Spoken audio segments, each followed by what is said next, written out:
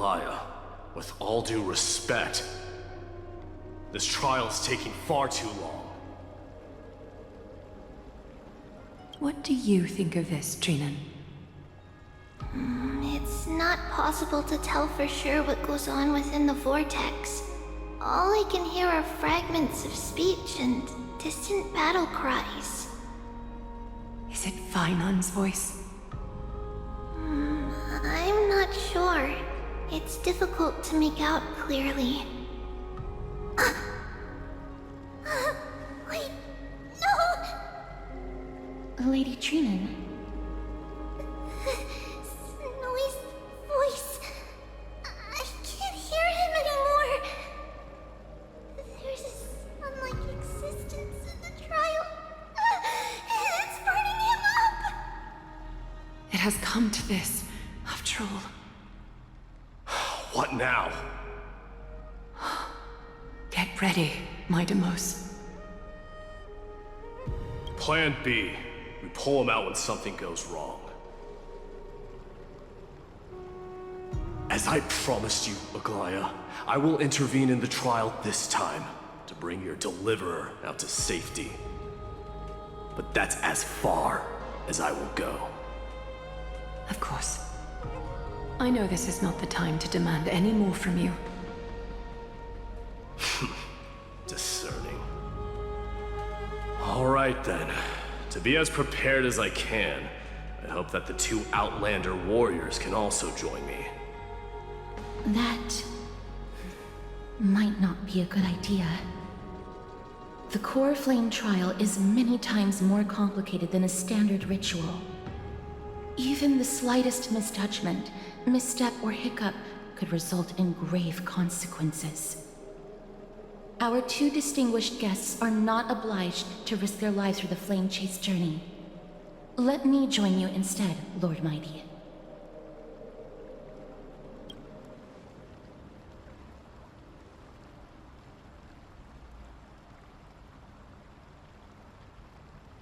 Join me in the trial to look for Finon. And when we do, Aglaya's golden thread will guide us back out. Assuming we survive Nikador's wrath. If something bad were to happen, Casterus, your priority is to ensure the safety of these two. I can find a way out on my own. Yes, Lord Mighty. Thank you both for your valor. Time to get to work then. Let me have the honor of taking the lead in this battle. We can't get rid of all the noise. Please, stay safe. May that warrior be safe from harm. When you are ready, I will preside over the ritual on Trinon's behalf. Our reinforcements from beyond the sky, warriors of high esteem. Please close your eyes and hold your breath. They once kept the fate of this world, and many other challenges safe from the devastating rage of strife. They now seek to venture deep into the trial of divinity and prove their will to destroy our enemies, as foretold by the prophecy.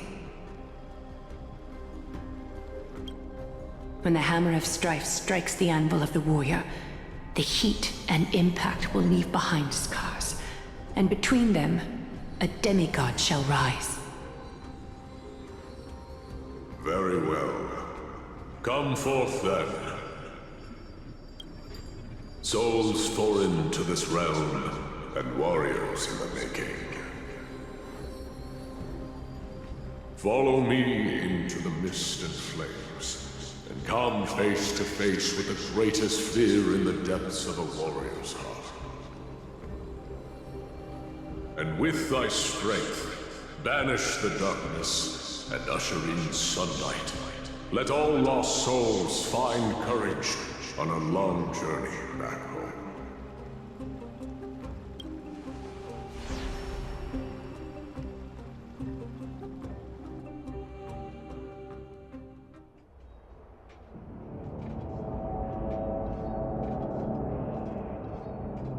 What's the matter? Surprised?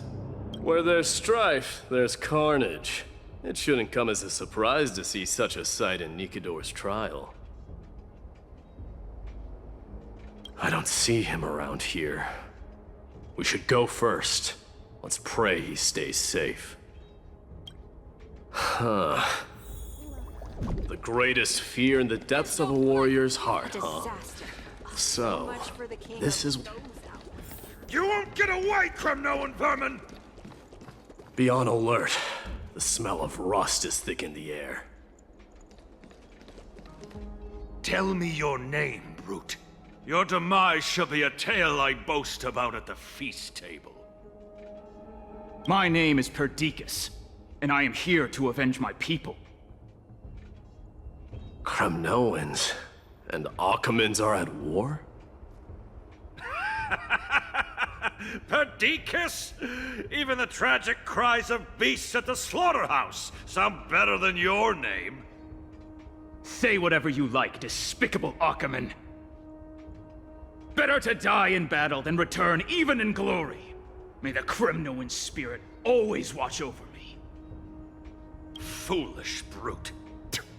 I see you're eager to die. Very well then. I shall grant you just that.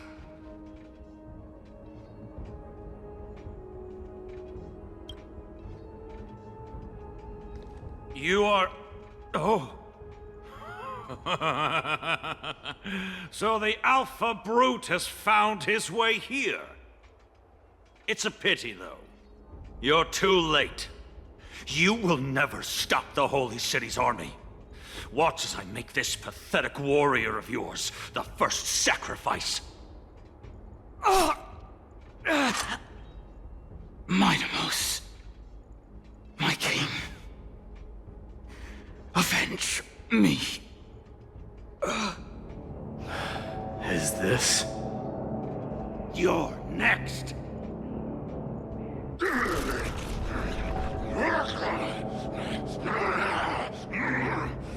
Face your death, cowardly king! This insatiable bloodlust is a product of Nikador's wrath. I always deliver. Show me your courage! Forever doomed! Expand your thinking. Glimpse the unknown. Absurd. I know this Akaman. Strife contorted an honorable warrior into this perverse and twisted being. And that horrible noise. I can hardly suppress my bloodlust when it sounds. This battle cry must have gone to Finon. That's why he lost himself. What a useless fool.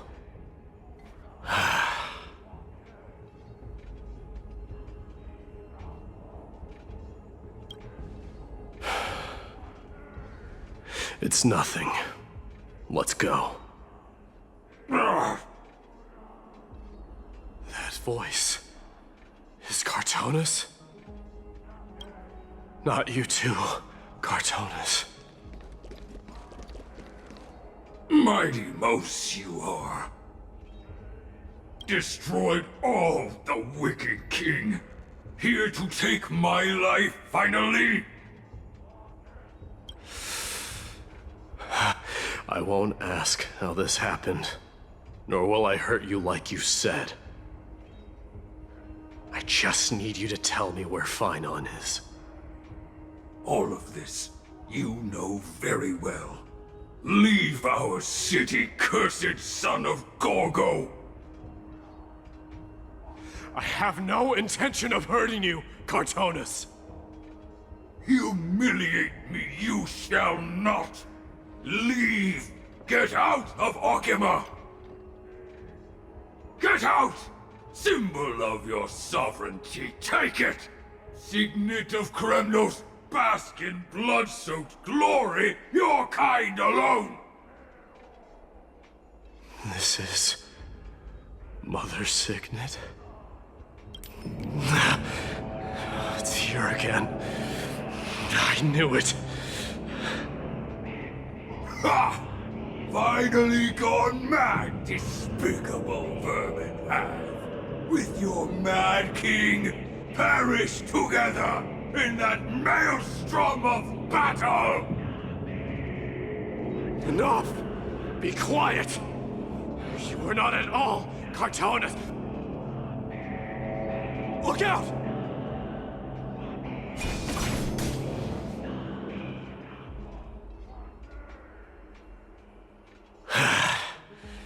Nice move.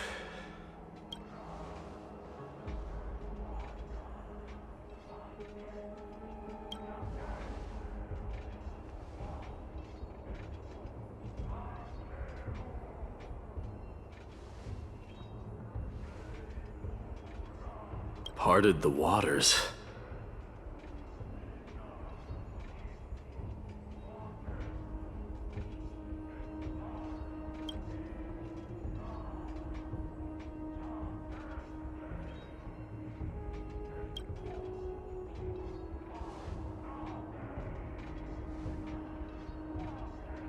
So, you are Dan Heng.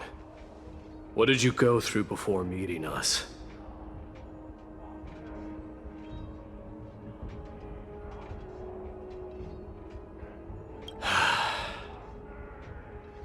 You mean you saw your past too? The trial of strife is a vicious one, all right. This might not be a single person's trial, but an arena for every challenger to engage their own delusions in a bloody battle. I saw someone from my past a while ago. Someone Finon has never met.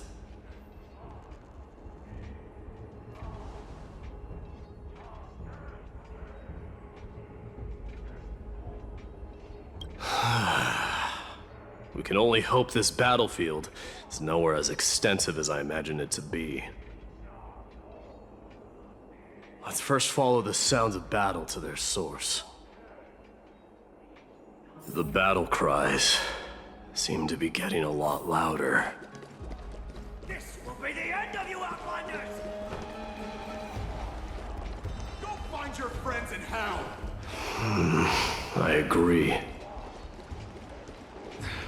Cursed brutes. Just as I thought. This is where the battle cries were coming from. The true entrance to Nikador's trial.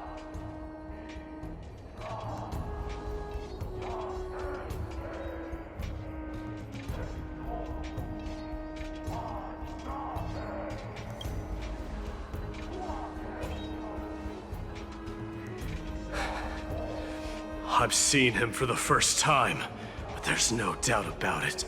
What I'm sensing can only be Strife's bloodlust. The one manipulating this battlefield is Nikador themselves. My demise.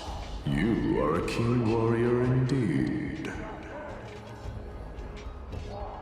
You know me? The blasphemous prince. Of course I know you. And I happen to know that you're here for the soul of that white-haired warrior. Great. Let's cut to the chase then. Hand over that poor excuse for a sword master, so we can be done with this farce. No.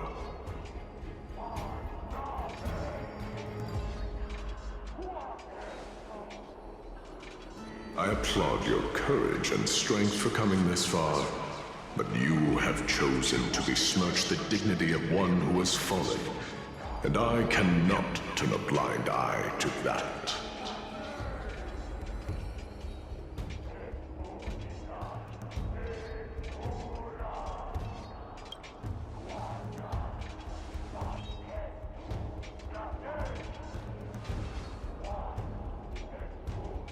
He faced the greatest fear in the depths of his heart, and fought with exceptional valor, though he eventually succumbed to the brutal onslaughts. I have since brought him to the rear battleground, and granted him glory worthy of his courage, tenacity, and sacrifice. You wish to take him away? Sure. Pick up a spear and prove that your resolve can rival his. Of course. Cowards who hope to avoid bloodshed are better off disappearing from my sight this instant.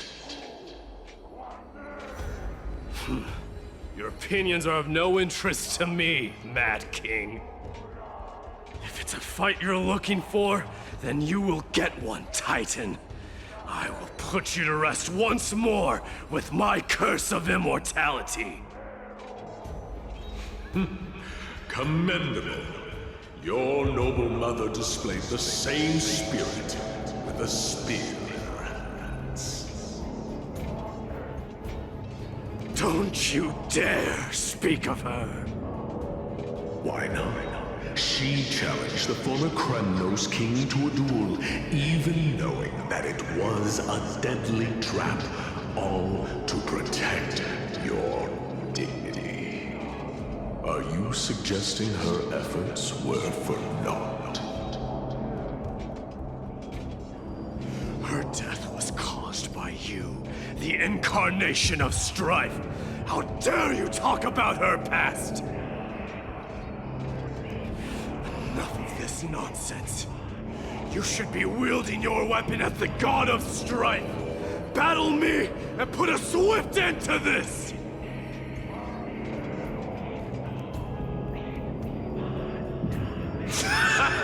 Your hatred is as clear as day, my Demos. My words must have stung you deeply. But thanks to them, I have also come to realize. This is why you killed your father for the throne. Only to let your signet sink to the bottom of the Sea of Souls, refusing to let the glory of Kremnos live on. This is why you slew the Strife Titan, only to reject the core flame, letting strife continue instead.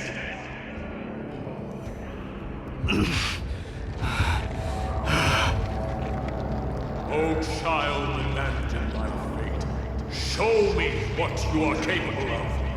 Show me if you have the power to put out the flames of your very own destiny.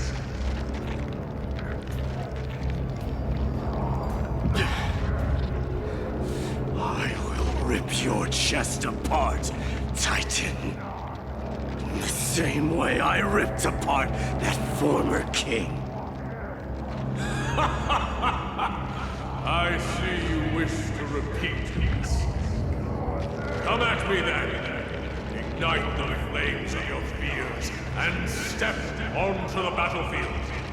Take this fierce battle to the boundaries of strife and consume me, or lose yourself in the fight and watch your defeated corpse burn to ash. But remember this, Michaels. The son of Gorgo will be crowned in blood. Very moment I just from the moment of ascension. To you, the successor of Kremnos.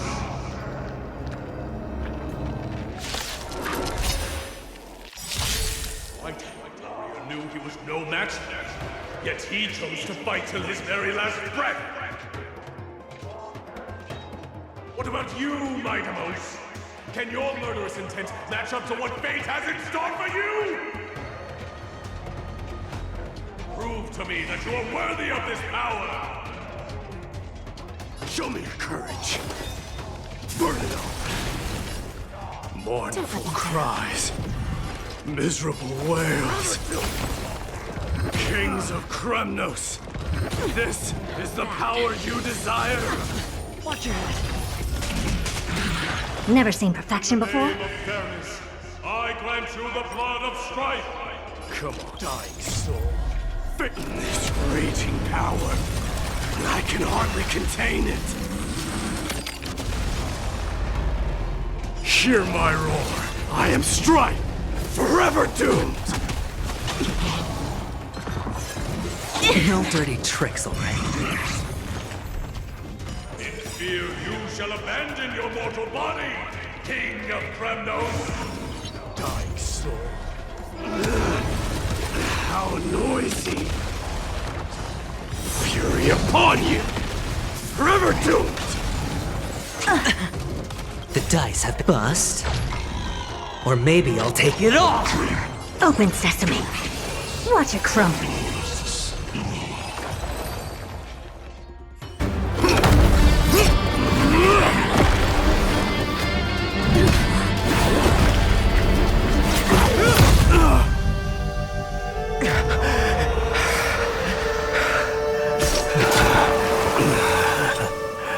Found you.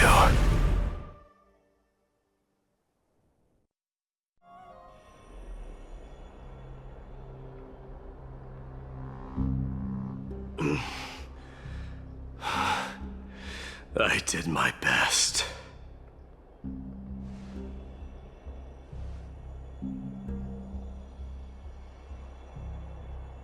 There's no need to worry. His soul is in a stable condition. With ample rest for both body and mind, he'll be up and about in no time. The greatest fear in the depths of his heart.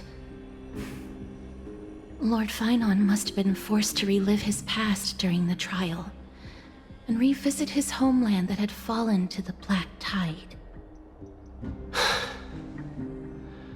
In all likelihood.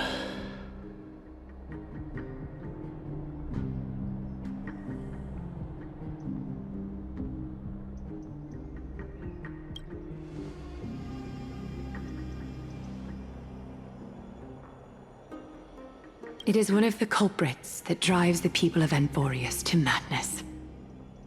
It was during the Era Bellica that this unspeakable thing first appeared, like a plague, alongside the 3 titans of calamity.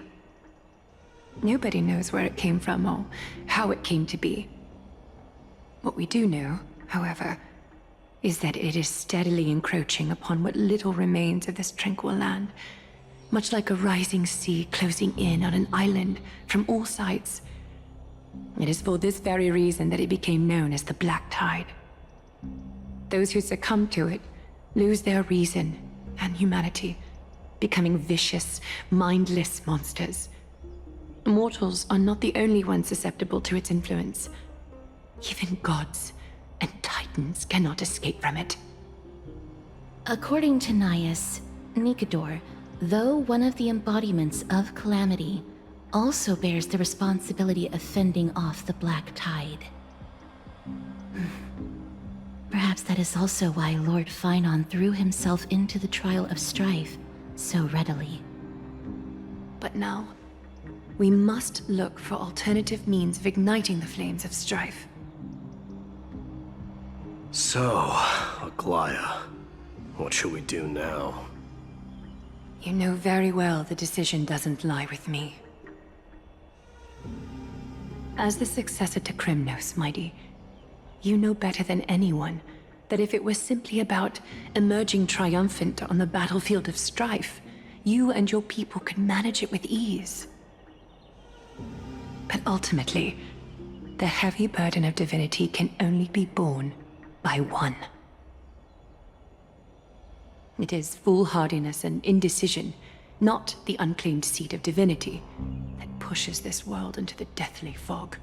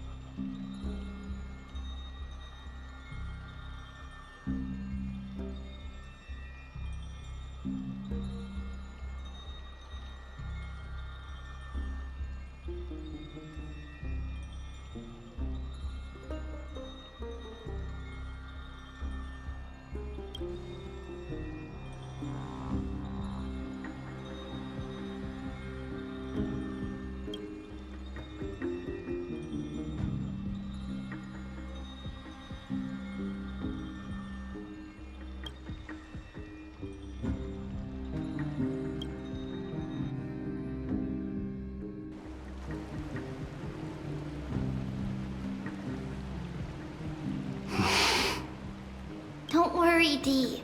This isn't the first time he's been like this. A long time ago.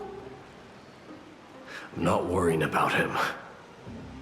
Oh, alright. You're a little quiet, though. I'm sorry. That was rude of me. What I meant was, I know that man can pull through for sure. It's alright. Being straightforward suits you better. Actually, Dee, there's something we're curious about. What did you see in Nikador's trial? Something that terrifies me. Isn't that ironic? There shouldn't even be a word for fear in the Kremnoan language. Do you think you stand a chance against that thing that terrifies you? Is this also part of your grand scheme? What do you mean? Aglaya knew that Finon might fall. And she expected me to take his place. That was the plan all along, wasn't it? Yes. Looks like you know everything. I have no intention of condemning you for it. The Flame Chase journey is not a game, and I have long understood this. With the downfall of strife, and the ever-growing threat that the Black Tide poses, if Circes and Ornyx are also impacted, ramifications will be dire. They are the only two Titans who are still lucid and willing to coexist with humanity. Regrettably, I do not hold the key to completing the trial. If I wish to conquer that fear, I need the assistance of my fellow Kremnoans. Give me some time to speak with my people. It won't take long, I promise. I see. There is strength in numbers, but you must know that the trial to become a demigod is ultimately meant for only one individual. Dee, your people, they have been eagerly awaiting a new king all this time, haven't they? If you take on the divine role, they will have no reservations about following your lead. After all, you are the hero of Castrum Kremnos. I once was. But Lady Trebios, therein lies my deepest fear. We'll talk again later. I'll be back. Dee? Regardless of what happens, we will always be there for you. Thank you. The person I'm looking for is probably in the hot bath. I should go take a look. The billowing steam always brings back memories of the furnaces in our homeland. Children left unattended by their parents? That's not safe. You shouldn't run around in here, kids. Hey, it's the Crown Prince! Are you also here for a bath? I want to hear stories about princes on the battlefield. The Crown Prince? Are you Kremnoans? Yeah, we are! The grown-ups said we used to live next to the arena. Well, next to the parts next to it anyway. My dad is a centurion with the Hydra Lancers, and my mom is the bravest warrior in the God Shield Brigade. We used to get tons of silver coins from Mr. Crateros. My parents are serving in the Holy City garrison now. As warriors of Kremnos, they're braver than any Achaemen. Why are you kids here alone? Where are the grown-ups? Mom and Dad were asleep, so we snuck out to play hide and seek with Mr. Crateros. That old man can be such a child sometimes. Do you know where Crateros is? I happen to be looking for him. Sorry, I don't. Come to think of it, we haven't seen him in a while.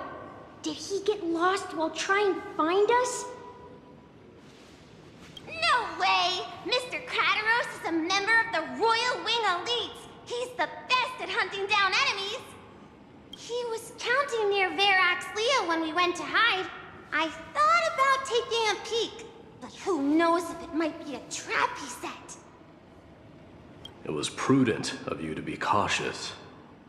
So, which Verax Lea was he with? It's, just take a few turns after you go out from here. It's close to the backs. All right, I'll go look for him. You should consider the game over and head home for now. And don't play around the hot baths again. Wait, Your Highness! Is there something else? I heard you retrieved Nicodor's core flame. Does that mean we get to go back home soon? Have you ever been to Castrum Kremnos? You were all born in the Holy City, and are living lives no different from the Achaemens.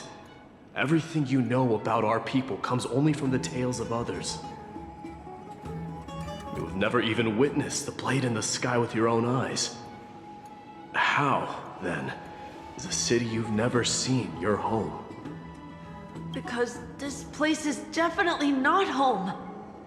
Mom and Dad told me that the children of Kremnos are born to wield swords and fight on the battlefield. They also said that the Kremnoan detachment led by the Crown Prince is the bravest army across all of Amphorius. No one can defeat them. The kids in the Holy City don't play with us. The moment they find out that our parents are Kremnoans, they shun us.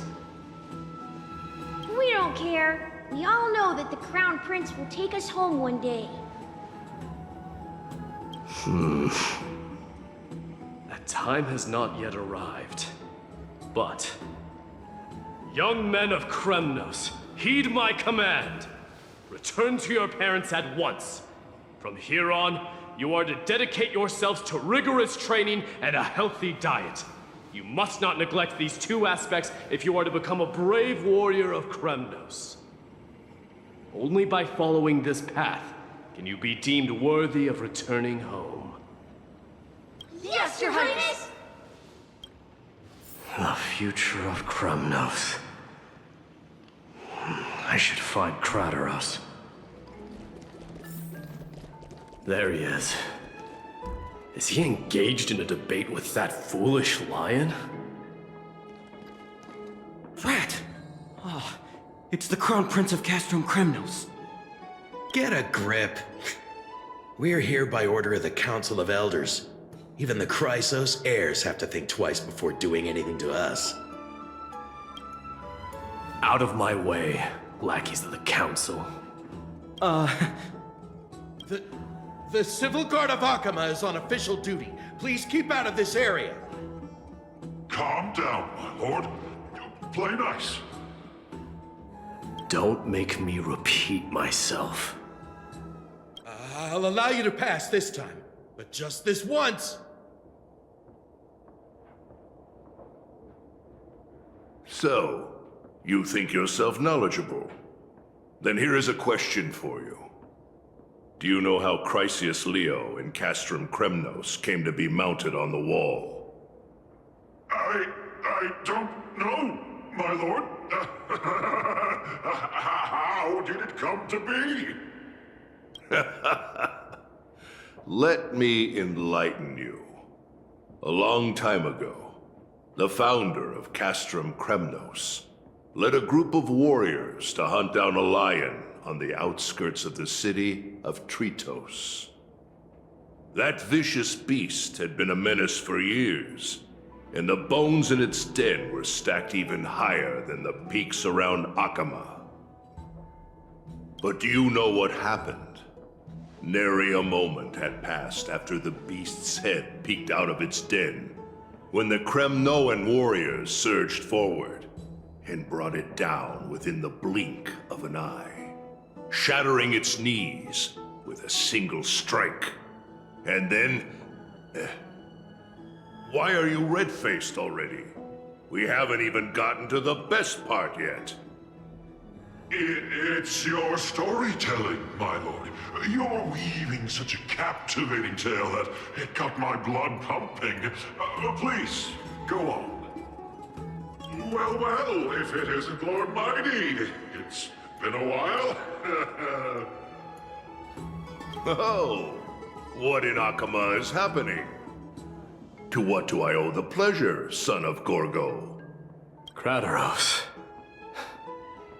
My esteemed teacher. Let's talk somewhere else, Mighty Mos. I'm tired of speaking with this silly lion. What about the Council's informants? Those two hyenas are nothing but scavengers of rotten meat. They couldn't bite even if they tried. They can follow us if they want to. Let's go. Wait, so how in the world did Chrysia's Neo get mounted on the wall? Keep up with us, you hyena. Oh, sorry. I meant officers. Hey, old man, how dare you? Calm down. Calm down. Why have you stopped? This is a nice spot for a private chat. Shall we, sir? Let's do it. What are you up to? Someone help me! Some privacy at last. So, tell me, why have you come to seek this old man's counsel?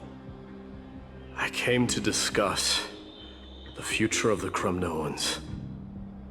Interesting.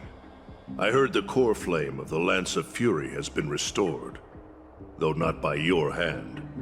And you're even considering giving up Nikador's divine power. Is this true? Those rumors are not entirely groundless. In other words, you did entertain the thought of giving up the throne of Kremnos and forsaking your people. The divine power is not equivalent to the throne. The path of strife is also not our people's only way. Enough with the word games. You, of all people, should understand the plight of the Kremnoans. Think about all the warriors of the Kremnoan detachment who left their homeland with you. Think about their children. Only the yearning for our former glory days has kept us going all this time.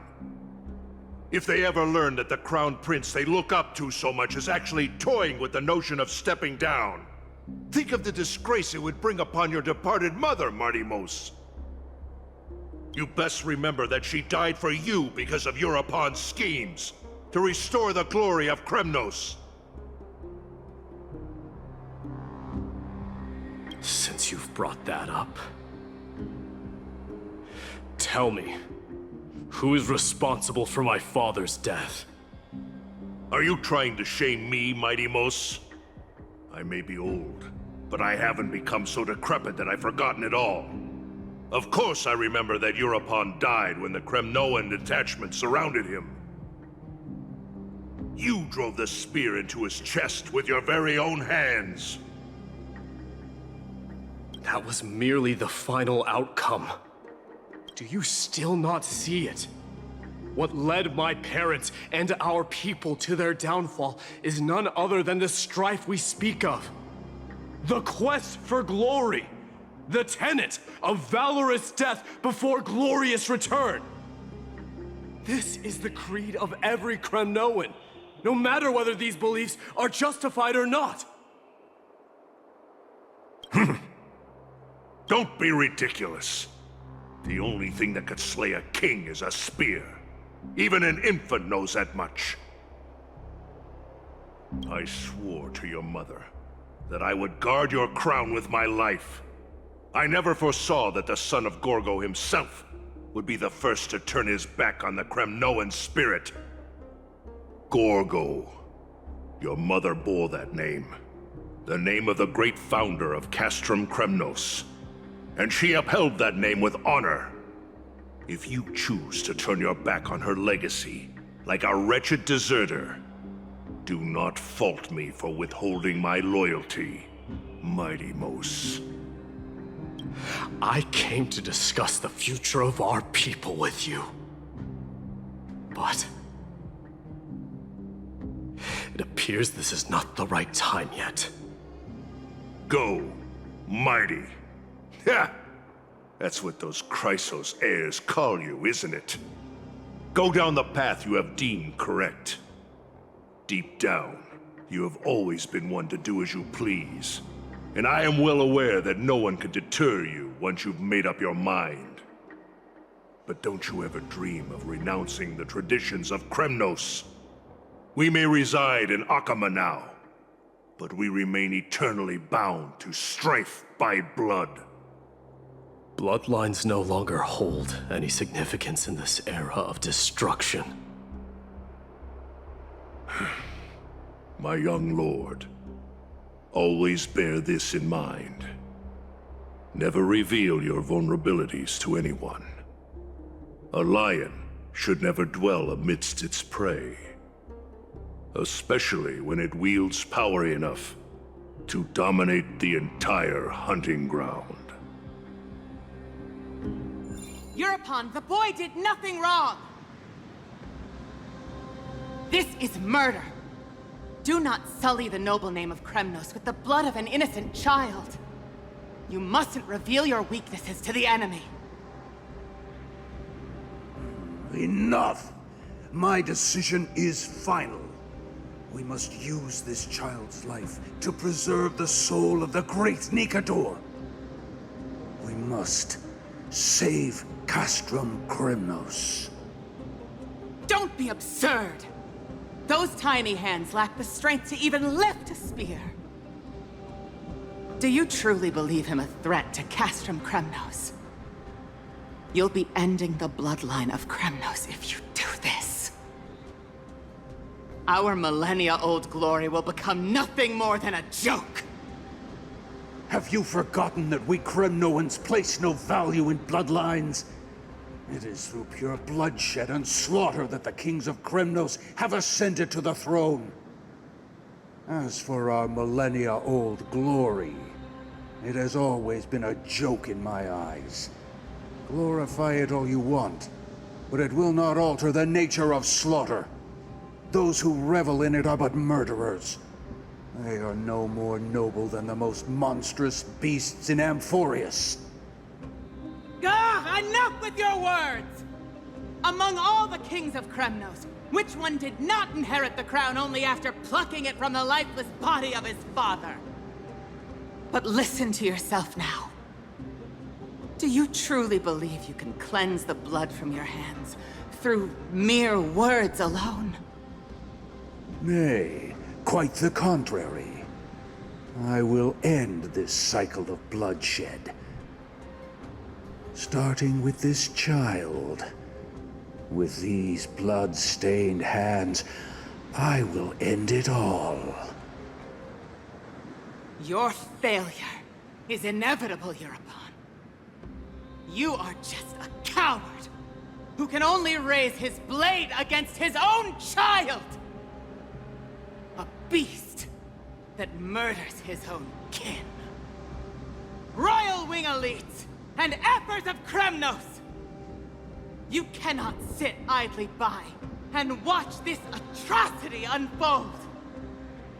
If you consider yourselves the honorable sons and daughters of Gorgo, then take up your spears and join me in putting an end to this bloody charade!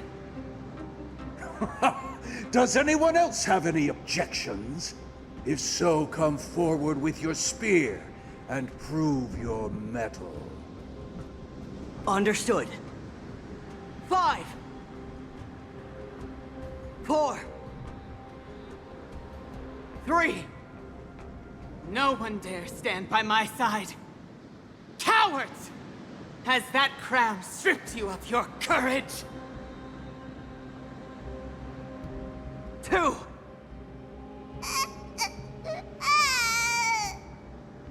One. It appears there are no objections. Then, in accordance with the Kremnoan Council's principle of tacit consent, the decision is final.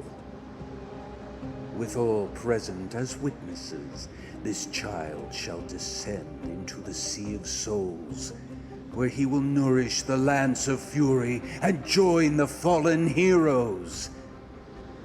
May fate and the gods await your arrival.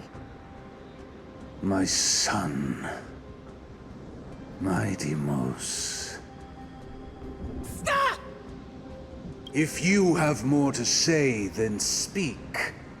On account of the life we have shared together, I grant you this one final chance.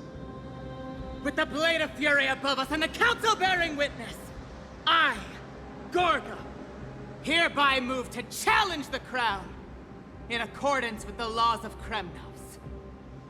O unworthy king, in the name of the Council of Elders, I demand that you duel me! Very well.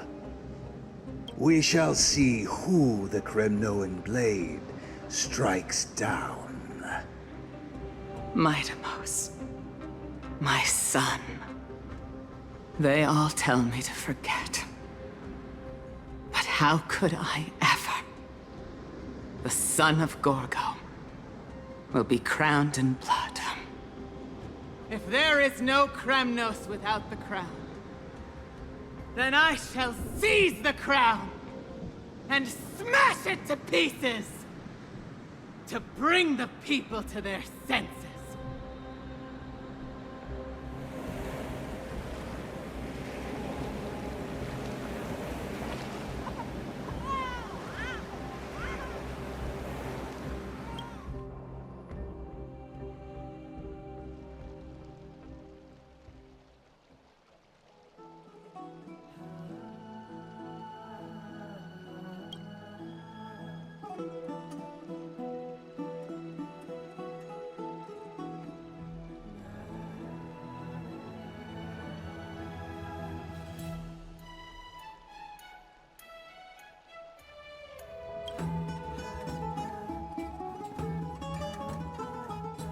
Miss, you're awake.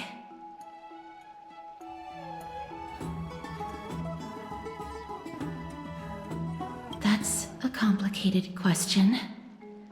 I'm not sure I can answer that. I apologize for arriving uninvited. I saw that you were still asleep, so I took the liberty of waiting nearby. I bring a message from Lady Aglaya. She has prepared a gift for you and Dan Hong, and wishes to present it to you in person. I'm glad you're in good spirits. All right, let's set off. Is that Lady Trevi and Lady Trianne? You must have forgotten. This is a precious relic from our hometown. We definitely all saw it back then. Trianne, this is a counterfeit. We both know it's impossible for something this fragile to have survived all those years in one piece. Nothing is impossible. We are fragile too, but we still got through those sad times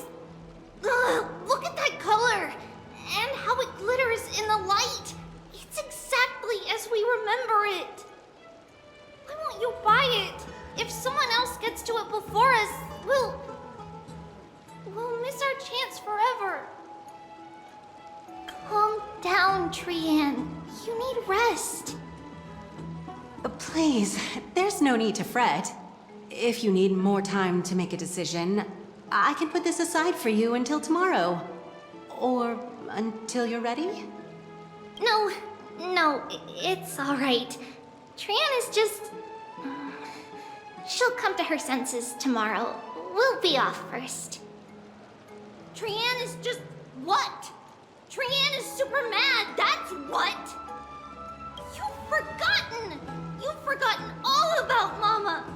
Mama gave us something just like this before! Trian...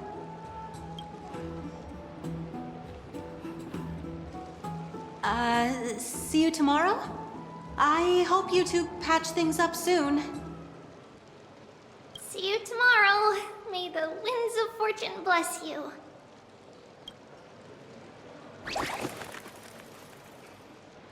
Excuse me, if you don't mind, could you tell me what Lady Treby and Lady Trian were discussing just now? Oh, it's Miss Casterus. It's been a while. Well, honestly, I'm not quite sure myself. See, I have a little hobby of collecting handicrafts. Some time ago, I found this trinket being sold at the Marmorial Market, and bought it to use as decoration at my stall. When Lady Treby and Lady Trian walked by earlier, Lady Trian happened to catch sight of it, and promptly insisted that it was a precious memento from her hometown. But Lady Treby believed it to be a counterfeit. She said it couldn't possibly be from Yanisopolis. The likelihood of such fragile glassware surviving the Chrysos War is simply too low. For some reason, Lady Trian became awfully upset after hearing that. I see. Madam, would you mind selling this trinket to me? Certainly. It's just...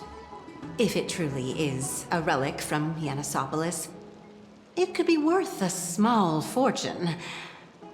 Miss Casterus, I'm running a business here after all, so... I understand. Feel free to name your price.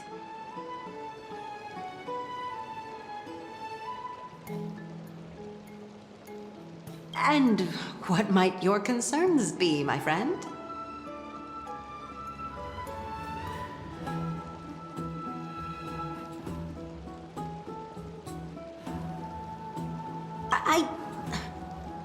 Fine. I'll sell it to you at cost, as a sign of goodwill, Miss Casterus. Just promise to support my business in the future. Much appreciated. Thanks for helping me out. I'm not one to venture out often, and while I have some savings, it takes a lot out of me to even talk to people, let alone haggle. Had you not been here, I would have been set back plenty. The authenticity of the piece isn't important. What matters is that it holds special meaning for Lady Trian and reminds her of her hometown. I've long wished to show my gratitude for Lady Trian's care, but I haven't been able to come up with any ideas for a suitable gift. This chance encounter today feels like divine intervention. Perhaps this is the gift I've been searching for. Still, this trinket is admittedly rather fragile. I will have to make some adjustments and stitch it onto wool felt to protect it. That way, no matter how much Lady Trian runs around, it won't break easily. Alright, back to business after that little detour. Let's keep moving. Don't stray far now. We've already kept Lady Aglaya waiting long enough. What are you folks going to do next? Welcome, Cass. And you as well, trailblazer from beyond the sky.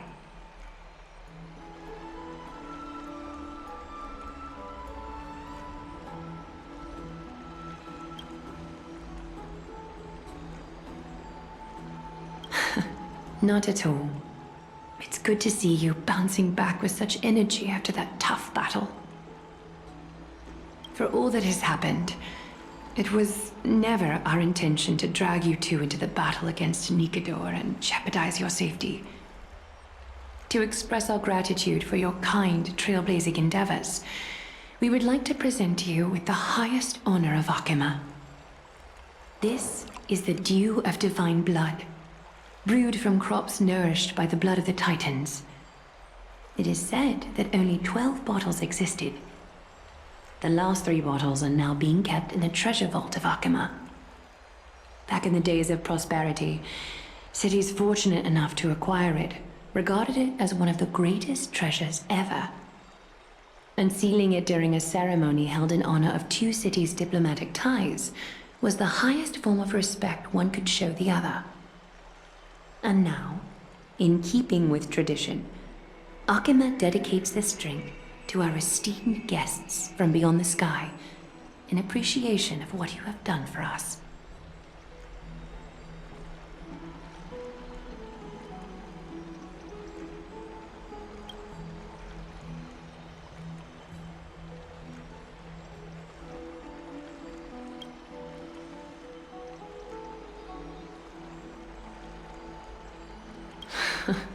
Very perceptive, Mr. Dunhung.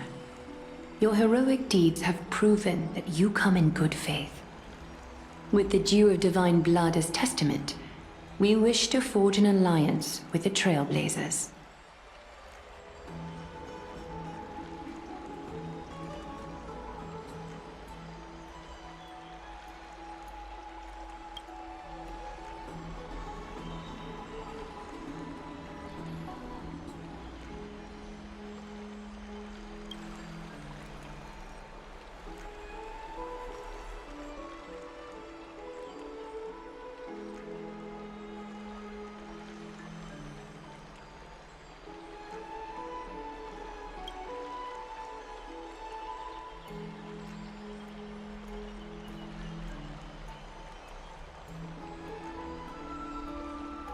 Wow! Gray and Danny have sharp eyes indeed. You'd make outstanding members of the Twilight Courtyard. No need to worry, by the way. I can tell from Lady Aglaya's tone of voice and micro-expressions that she's being genuine.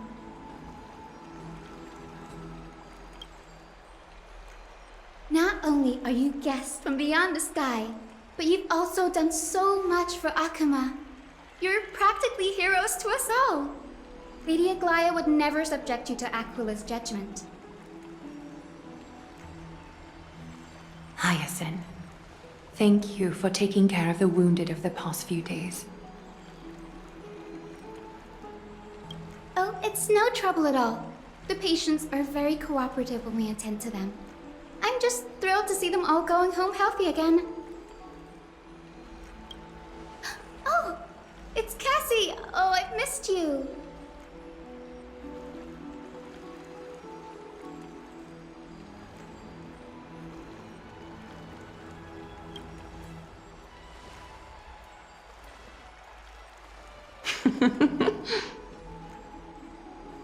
Miss! You can't say that! Lady Aglaya should always be Lady Aglaya.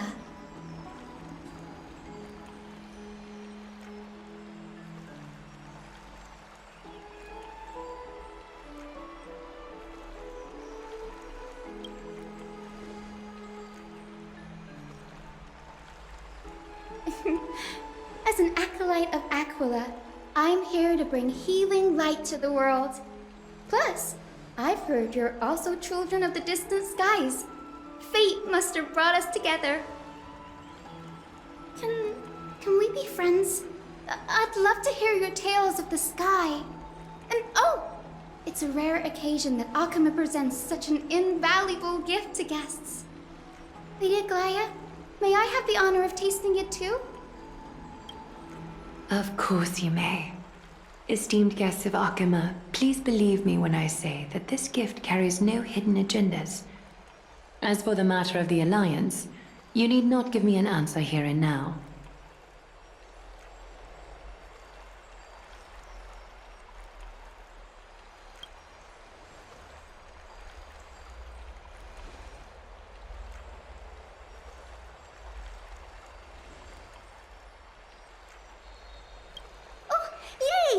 then I'll get started on my questionnaire.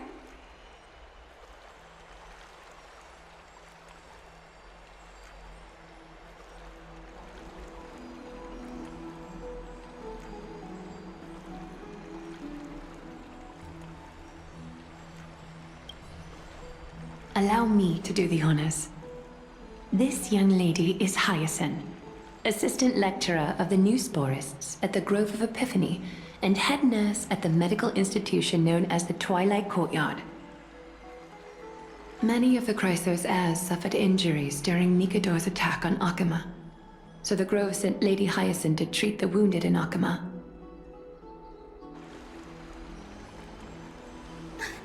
But what I'm really good at is helping people sort out what ails their mind and spirit. If you're ever feeling troubled, come find me. A little sunbathing in the courtyard will chase all your worries away.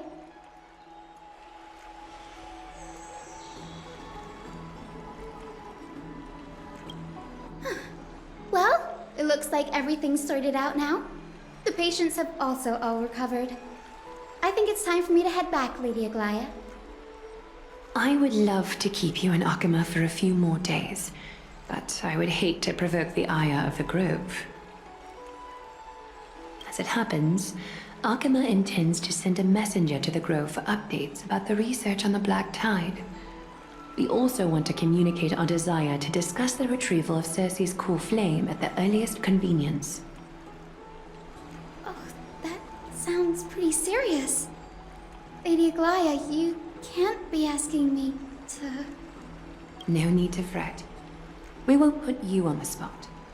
Trianne will be going there as the diplomatic messenger of Akama, and Castorus will be accompanying her. I happen to have a few questions for Professor Anaxa as well, regarding the missing Titan Thanatos.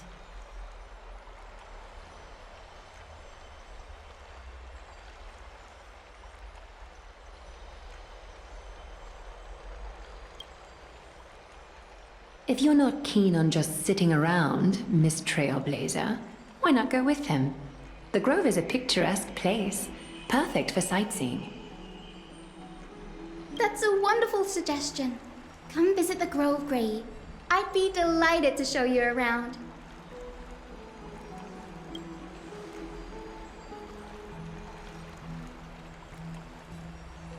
In that case, do bring this spindle along with you.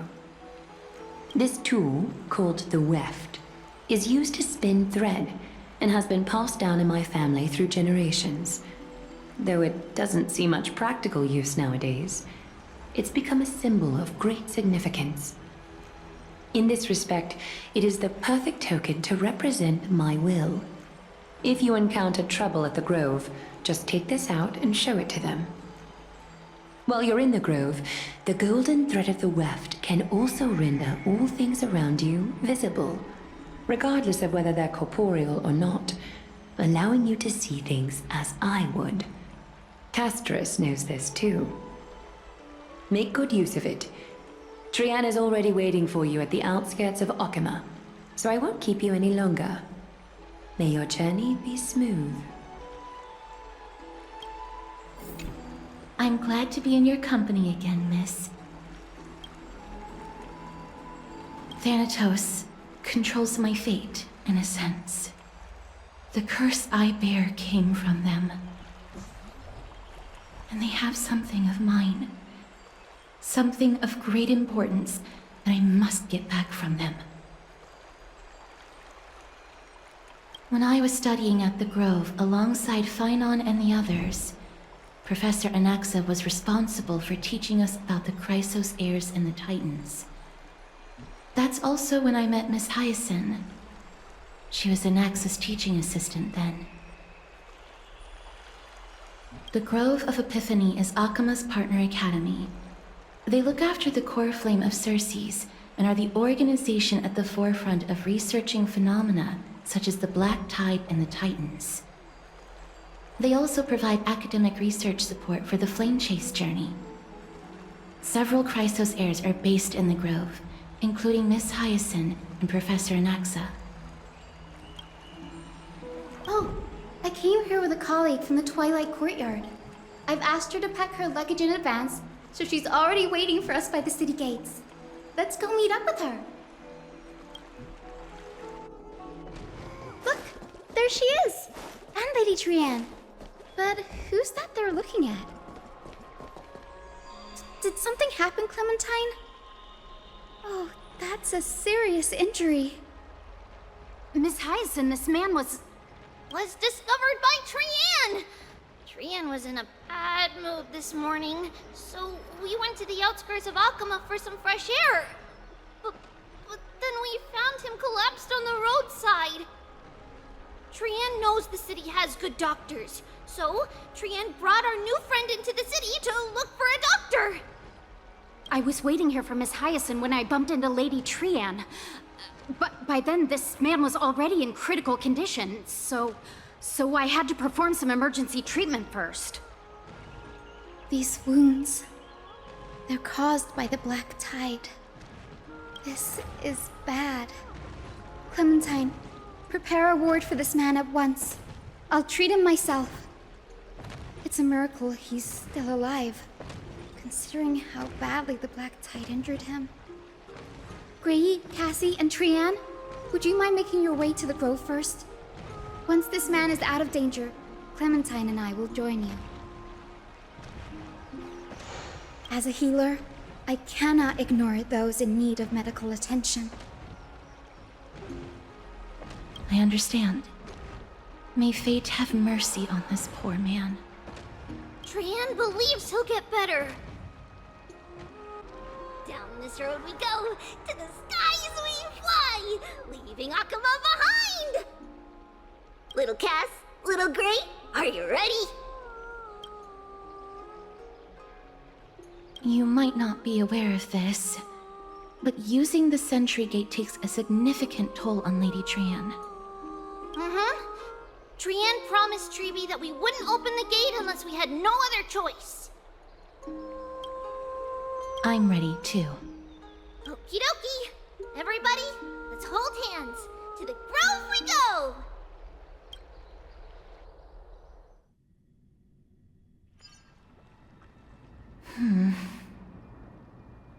It's harder than I thought to sew gemstones onto Wolfeld.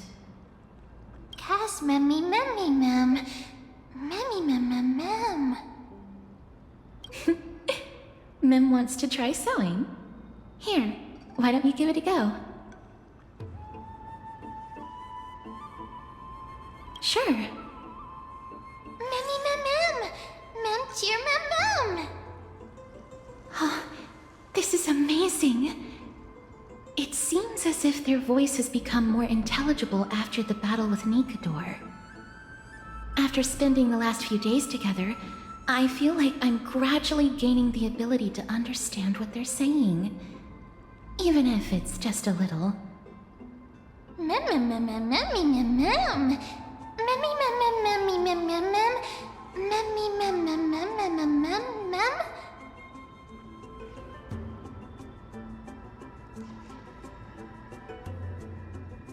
Memmy, mem. Memmy, mem, mem, mem, mem, mem. Memmy, mem, mem, mem. Memmy, mem. Memmy, mem, mem, mem, mem, mem, mem, memmy, mem. Memmy, memmy, mem. Mem, mem, mem, mem, mem, mem, mem. Ah, memmy, mem, mem. Mem, mem, mem, mem, mem, mem, mem, mem, mem.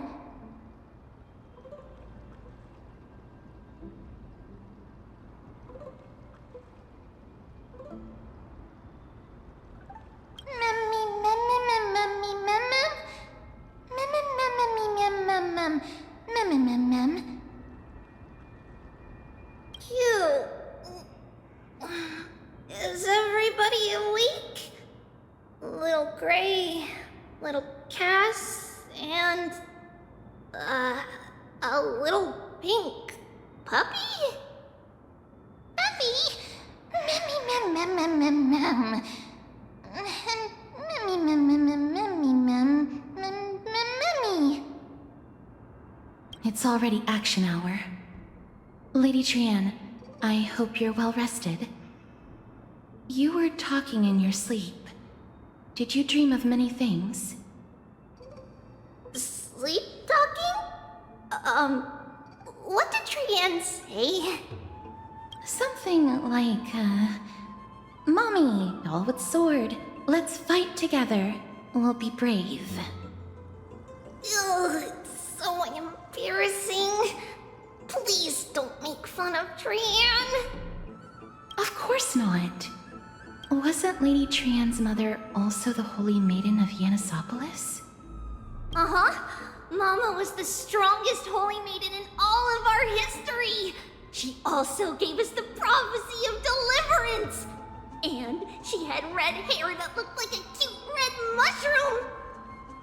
But Trian can't remember what Mama looked like anymore. Mammy mem. Mammy mem mem mammy mem mem.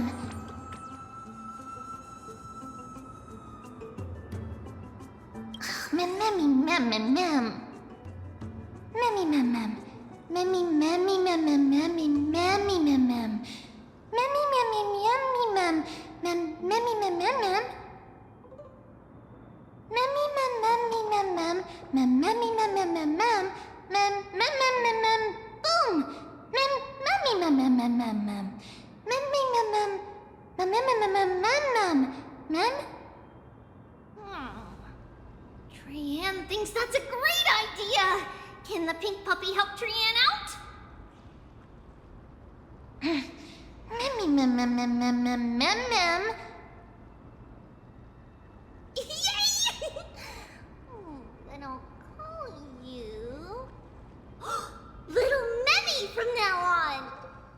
Mem mem mem mem. Memmy mem mem mem mem mem. Mem mem mem mem mem memmy mem.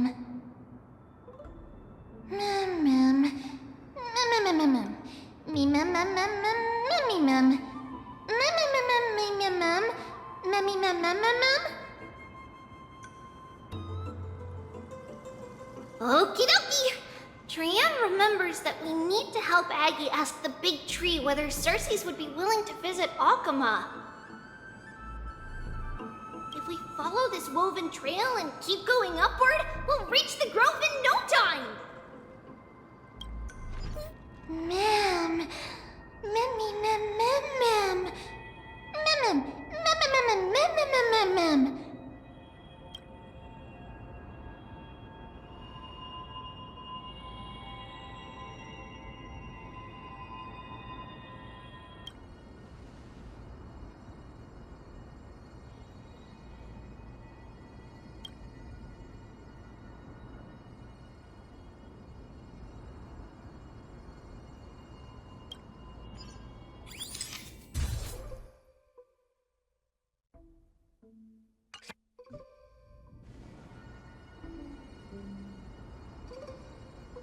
Memmy mem mem mem. It's the Bough of Rift, the divine body of Cersei's. Flora began to grow where they planted their roots, and this flatland basin upon which we stand gradually became a large, verdant forest. A long time ago, Thelesis, the first scholar, led the masses to build a garden and courtyard in the forest, naming the site the Grove of Epiphany. There, people sought mental clarity, knowledge, and enlightenment. Trian knows this. Everybody says that was how this big academy came to be. Mem. Something feels off. The Grove has always welcomed scholars. So too would Cersei's give us her delicate leaves and extend her branches in greeting. Yet, it seems both the Grove's messengers and the Titan are indifferent to our arrival.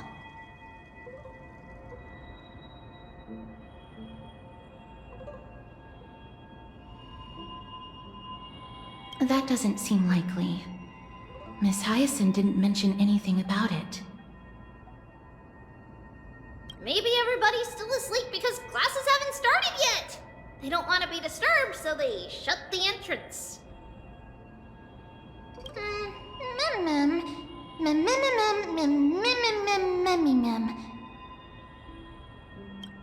This place is too quiet. What in the world is going on? As I expected, something's not right here.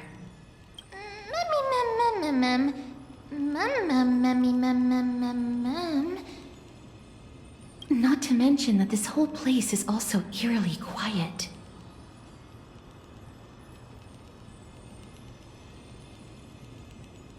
That's not very likely. As far as I can recall, the voices of people engaged in debate echoed throughout the grove at all hours of the day. Hello? Is anyone there?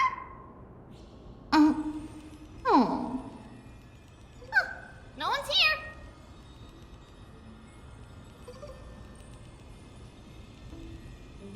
I have an idea.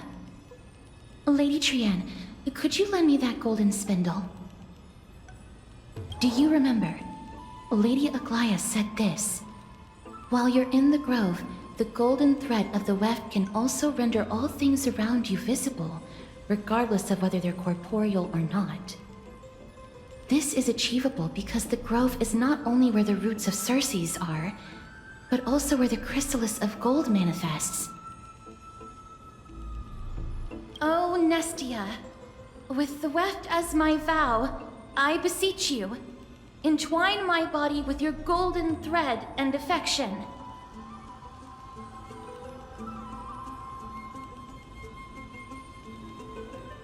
I'm sorry. I had to recite that chant so that the golden thread would resonate with the Titan's presence within the ley lines. If I'm not mistaken, we should be able to draw power out of this butterfly exuvia with the golden thread.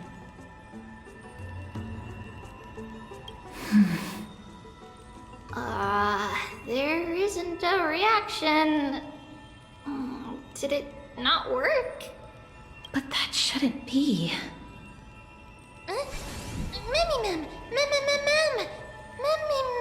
Mummy. Are they white dryad flowers?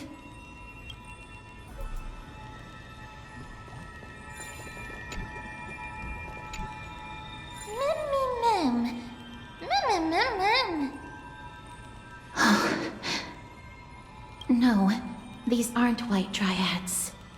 These are shadows of dead white dryads. Dead me, ma'am. Shadow? Strictly speaking, these white dryads are still plants. They only gained sentience as a result of Circe's blessing of equality. But their sentience is minimal when compared to that of humans. These flowers have already died. What you see here are just faint afterimages of their souls. However, this also means that the golden thread has definitely connected with the Titan's presence. Without the golden thread's outlines, we would not have been able to see them at all. But what happened to them? Why are there only tiny shadows of them left? Ma'am, can you read their memories? Let me try.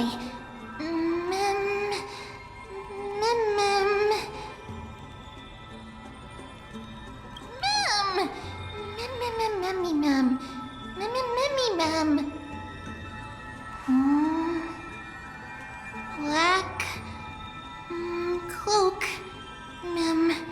sword toward the great tree.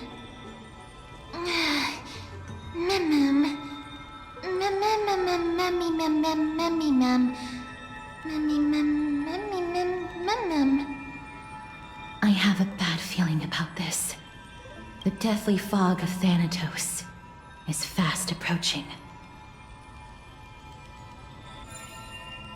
Oh! Trian will be on high alert!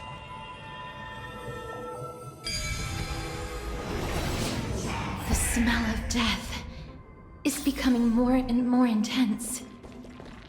There, on the steps. This looks really scary.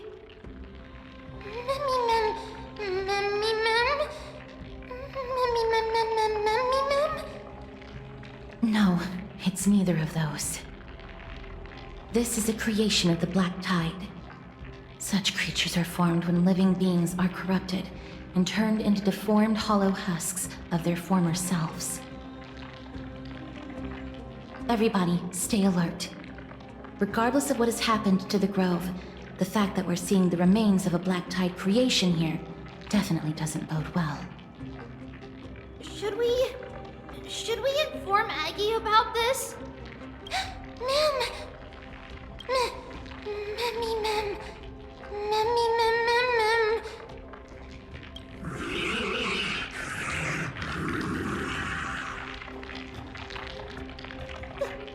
The monster is alive! Trienne will protect everybody! Trienne, please hide behind us. Miss, let's do this.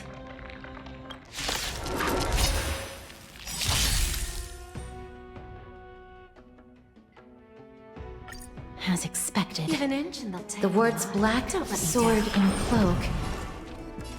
They're talking about the Black Tide. Mimi! Mimi! I don't have time for games. Open sesame.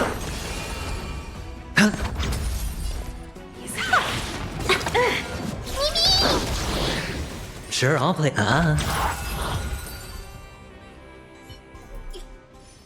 You defeated it! Little Gray! Little Kaz! You're so strong!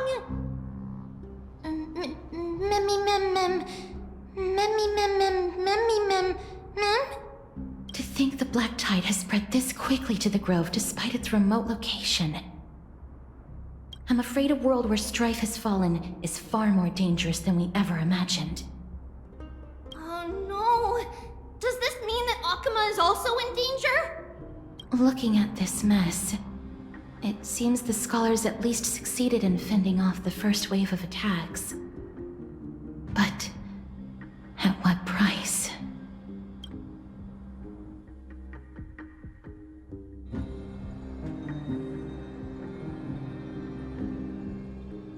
Lady Aglaya, after a few days of surgeries, both major and minor, we were able to save the life of that patient found on the outskirts of Akuma.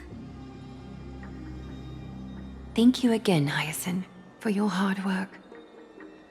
The scarring of his organs was especially severe, a result of the Black Tide's corruption. It's a miracle he's even survived. I can't say for sure when he'll regain consciousness. Don't stress yourself out over this. You've already done everything in your power to save him. There's no need to hurry to the Grove either. You deserve a good rest now.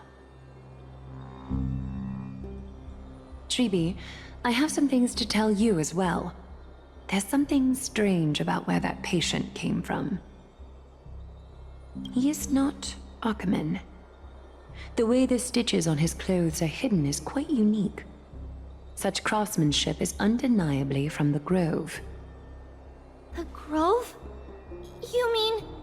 Now that I think about it, Castrus and the rest should have arrived at the Grove by now. Trienne just got in contact! The Black Tide has invaded the Grove. We haven't detected any survivors, even with the help of the Golden Thread. What should we do, Aggie? The Black Tide is posing an even greater risk to us now. I did not expect the Grove to be the first to be impacted, though. Can they tell where the core flame is right now? We see it. The core flame is still there, but... But what? But they can't say for sure whether the Titan has also been corrupted by the Black Tide. Please let them know that for now, the most pressing task is to identify the core flame and transfer it to a safe place as quickly as possible. We must also search for survivors and find out exactly what happened to the grove.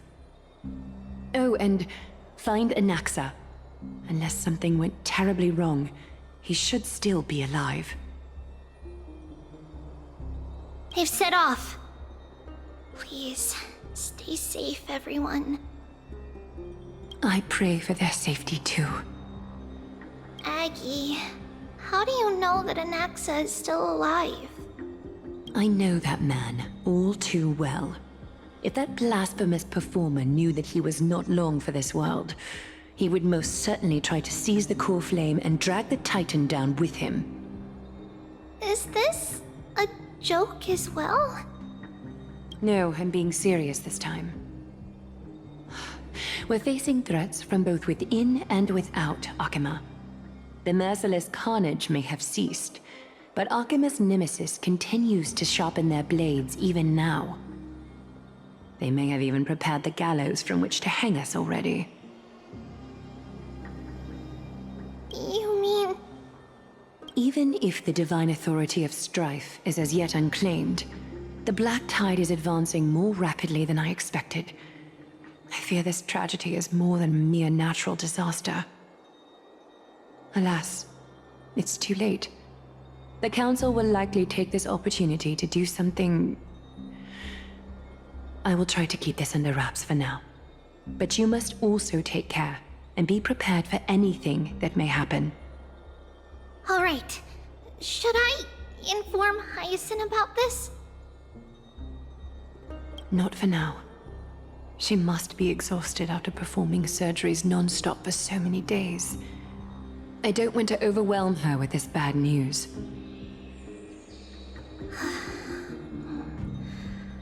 We can only hope that the Grove weathers this crisis with as many survivors as possible. That being said, based on the condition of this patient, Treeby, we should prepare for the worst. It's likely he is the only one who managed to escape from the Grove against all odds.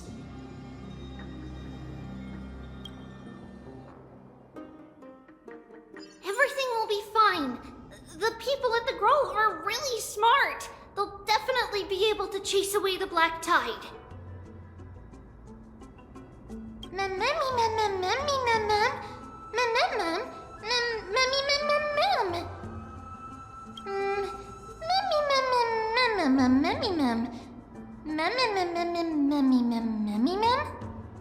How should I put it?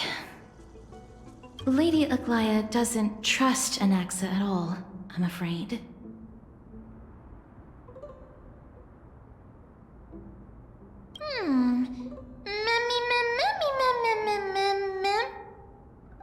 Believe me, she is far nicer to the two of you than she is to Anaxa. Despite being a chrysosaur, Anaxa resolutely believes that titans and prophecies are a load of nonsense. During our regular citizens' assemblies, he always votes to oppose the flame chase journey.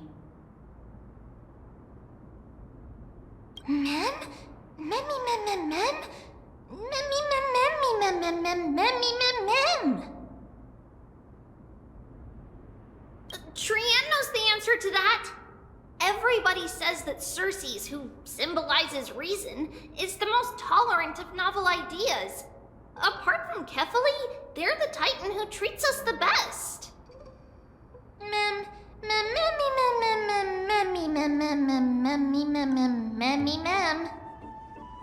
Yes, that is how we formed an agreement with these Titans who bear no harm toward humanity. If they agree to support us on our flame chase journey, we will wait till the final moments of the journey to restore their core flames. With the exception of Voronix, that is, they didn't lend us their power willingly.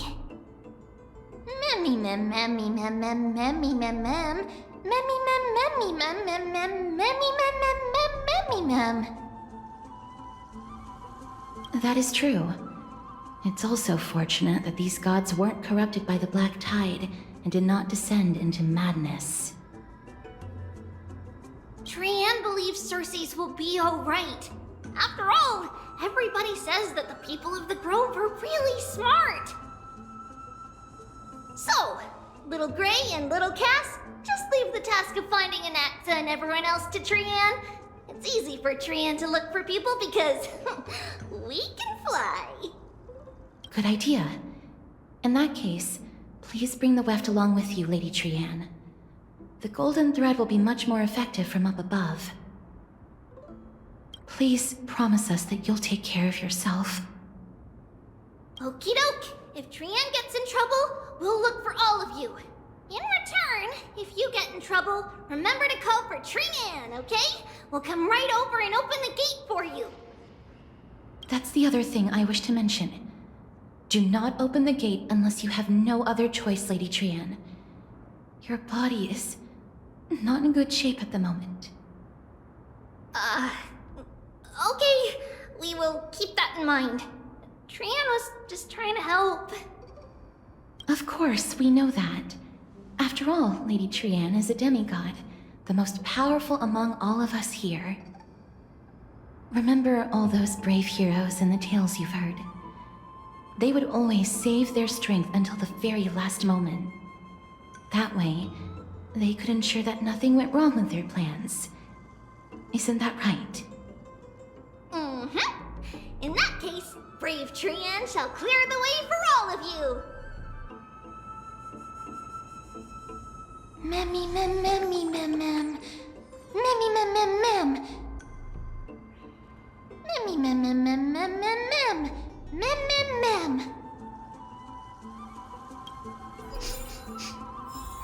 Memmy mem mem mem. So many monsters. Memmy mem mem memmy mem. Memmy mem.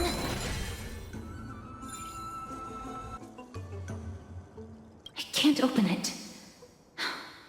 It was probably sealed in order to ward off the black tide. Yes. Most of the doors in Amphorius are sealed using the power of Yanis.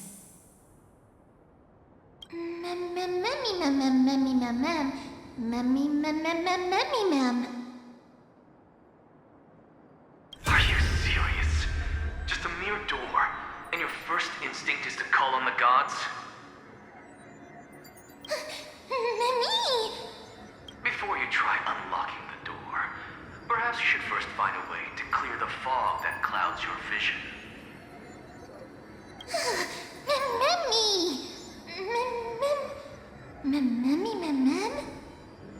My name is Anaxagoras, one of the 7 sages of the Grove of Epiphany, and the founder of the New Sporists.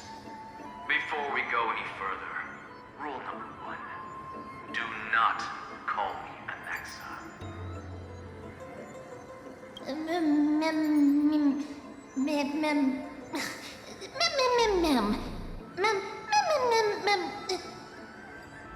Rule number 2. Never interrupt me. Silence is golden. The person standing here and conversing with you right now isn't the vestiges of a memory.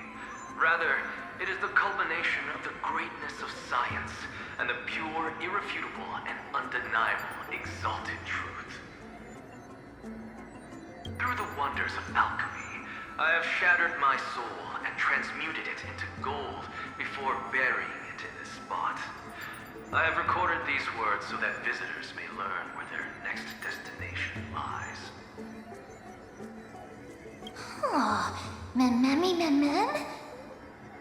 Nothing is impossible. Having said that, alchemy is not omnipotent. Each time you hear from me, an equivalent part of my soul is being consumed as the price. In other words, this voice isn't created out of thin air.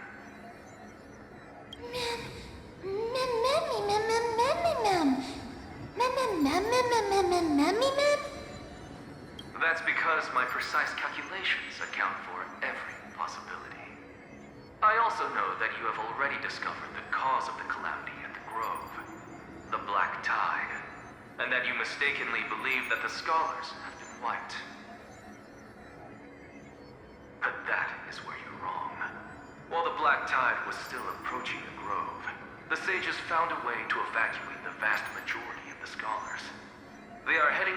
holy city of Akama as we speak. Only a small fraction of the scholars stayed behind with me to defend the grove. If all goes well, Cersei's core flame will reach Akama before long. But since you have accessed this message, something unforeseen must have occurred. For now, you should continue onward to the Luminary Throne, where you may retrieve the core flame. And our mortal remains. And now, the objective is complete. That is all.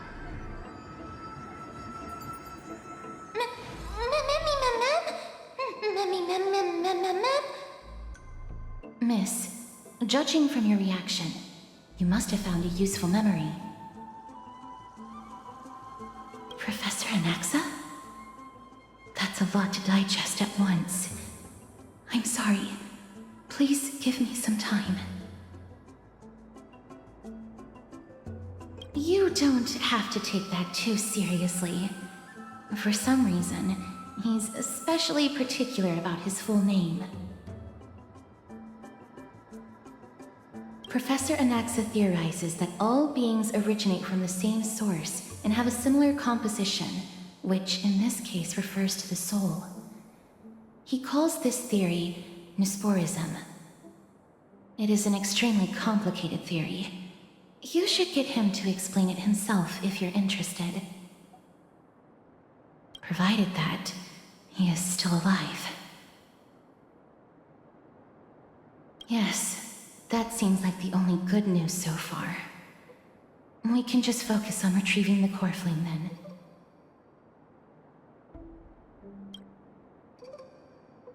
I do not wish to consider this possibility. Perhaps they were just unable to transfer the core flame, but managed to escape.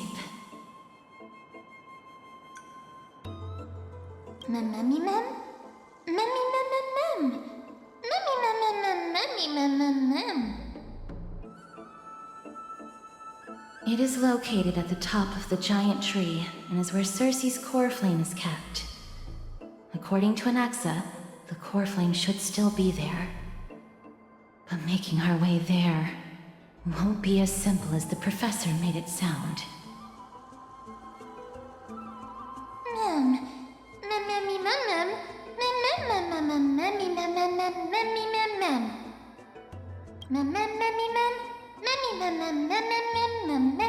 All right. Right. Let's see whether he left any similar directions for us along the way.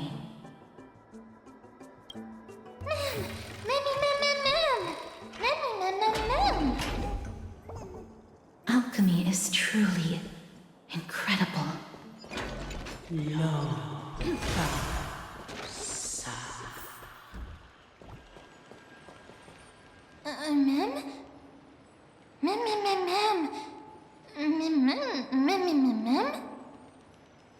No, you didn't imagine it. I heard it as well. I'm afraid that someone's probably nearby. As we are unable to ascertain whether they are friend or foe, we better remain cautious.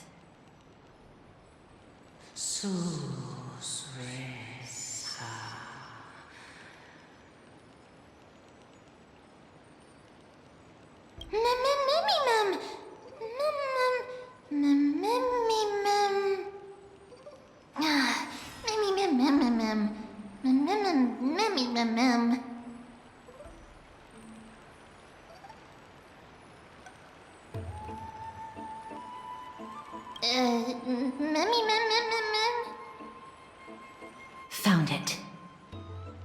The voice is coming from over there.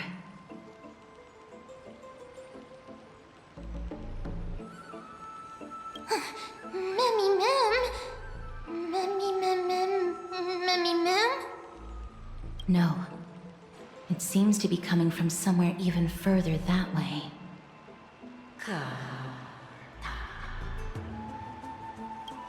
Let's go check it out.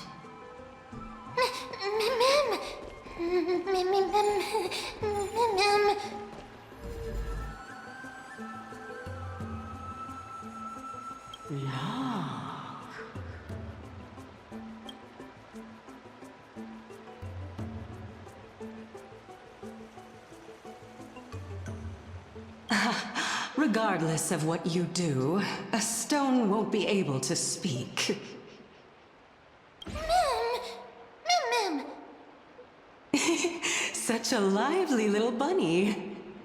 You even smell a little familiar.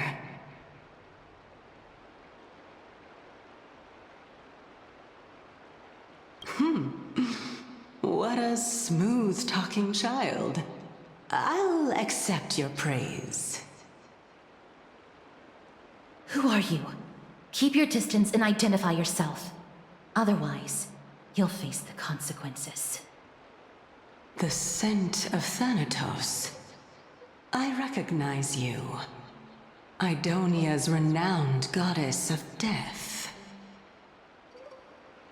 Since you are aware, stop provoking the authority of death.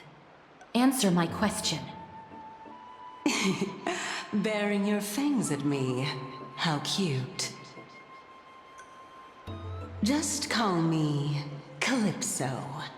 I greet you on behalf of the 7 sages and the litophagists.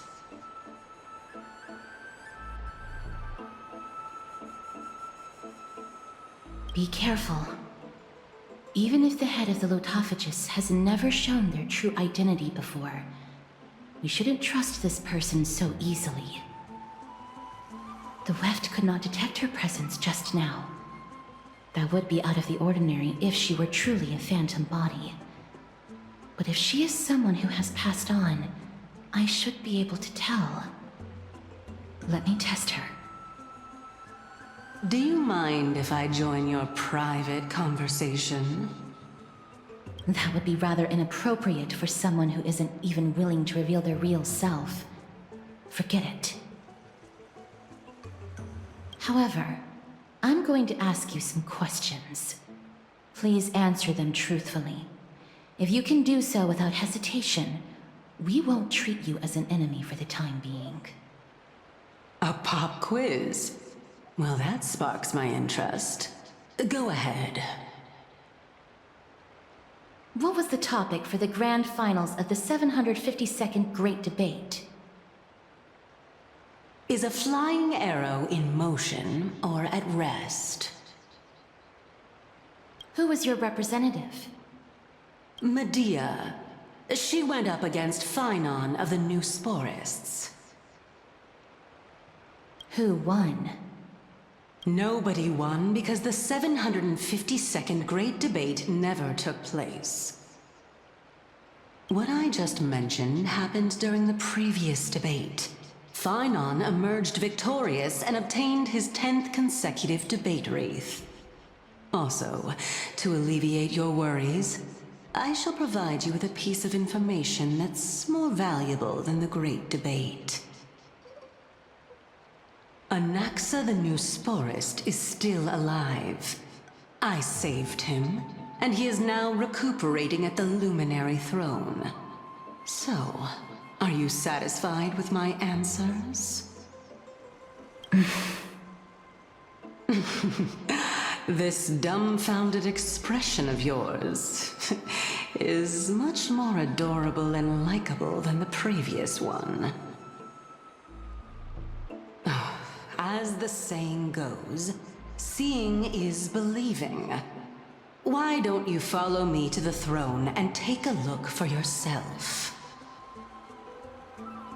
I'll keep my eyes on you at all times. Oh, that's truly an honor.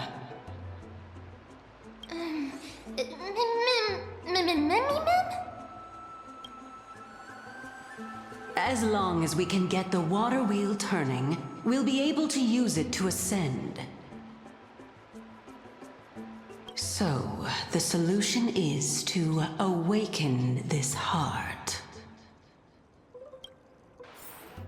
My intention should be obvious. See that shallow pond over there? Water lilies grow there. Initially, Circes watered them with their tears, while Nestia nurtured them with affectionate love. They are a token of the eternal companionship between the two gods. All the two of you have to do is to cross the deep well and retrieve the golden bough of vows for me.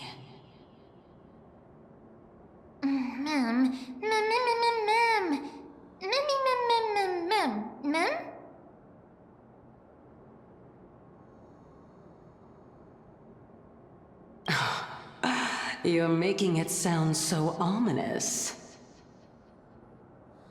We can retrieve it, but I advise you not to waste your time on any schemes.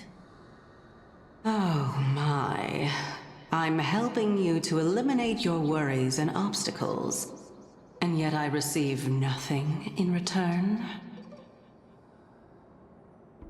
Besides, the bough is essential for awakening the heart and drawing water out of the source. If you can't find it this time, we can just remain trapped here for the rest of eternity.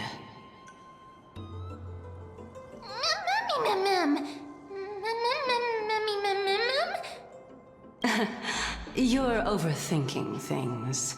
We're all in the same boat.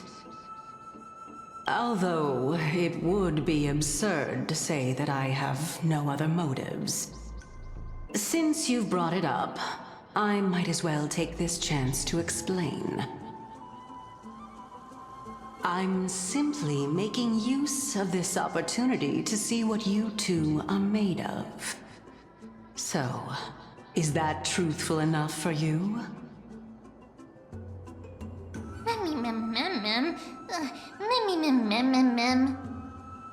Now is not the time for me to elaborate further. So, please proceed. As a student of Anaxa, equivalent exchange should be something that you are familiar with. I cannot deny that. Miss, since our interests are aligned right now, it's better for us to do as she says. Besides, she knows about my past. Even though I'm not able to elaborate much, I can tell you that she has reasons to fear me. If you unfortunately turn out to be her ultimate target, please don't worry. I will promptly intervene.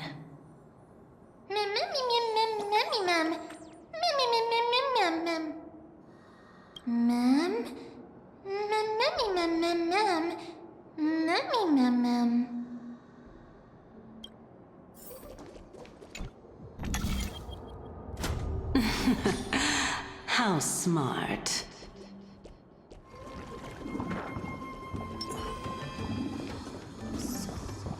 Let's hope that this is not a trap set by her.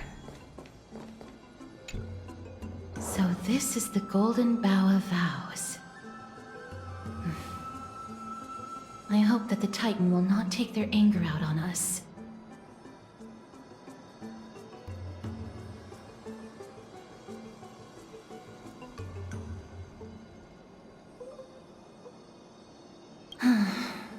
If only they could interfere in the affairs of the Titans.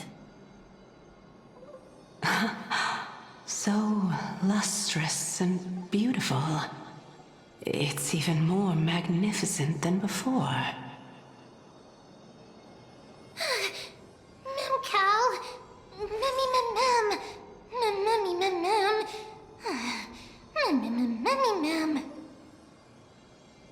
Understood. My apologies, Pink Bunny. Memmy bunny mem?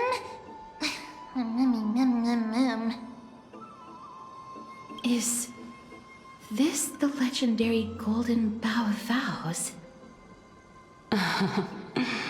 We'll know once we test it.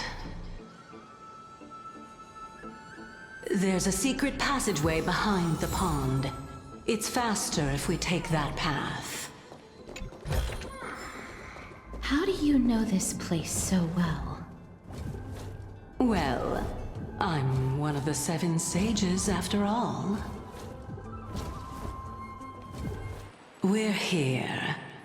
Could you kindly pluck a petal for me and place it into the pool?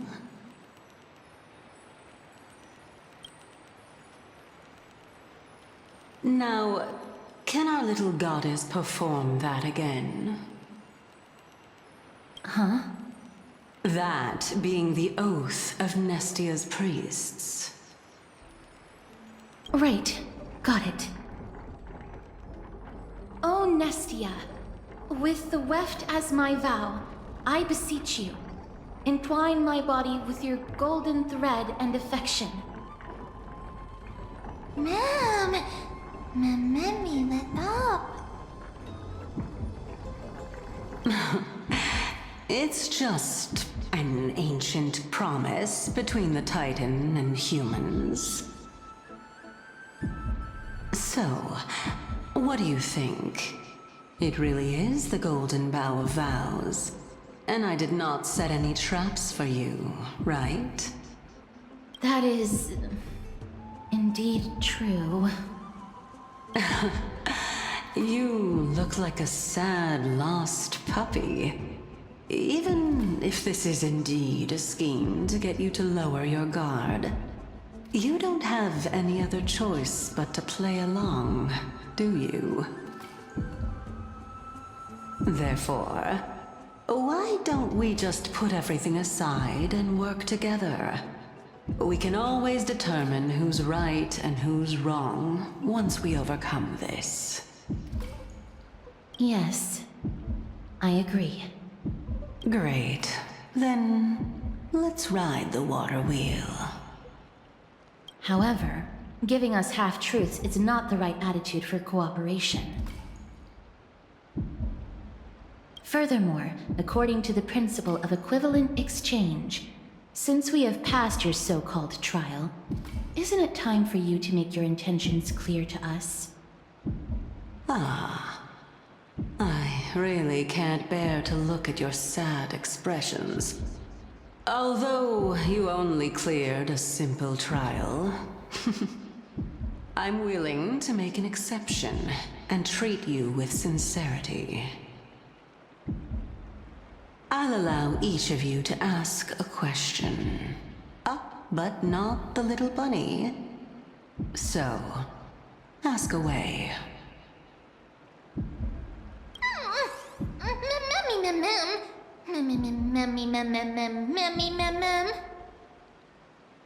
Well, in that case, miss, please go ahead.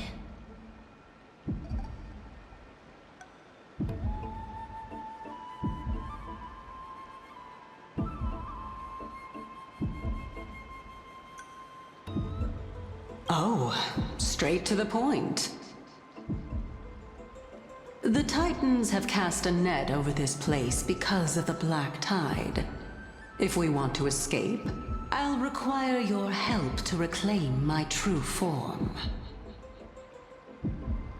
Well, it's your turn now, little goddess of death.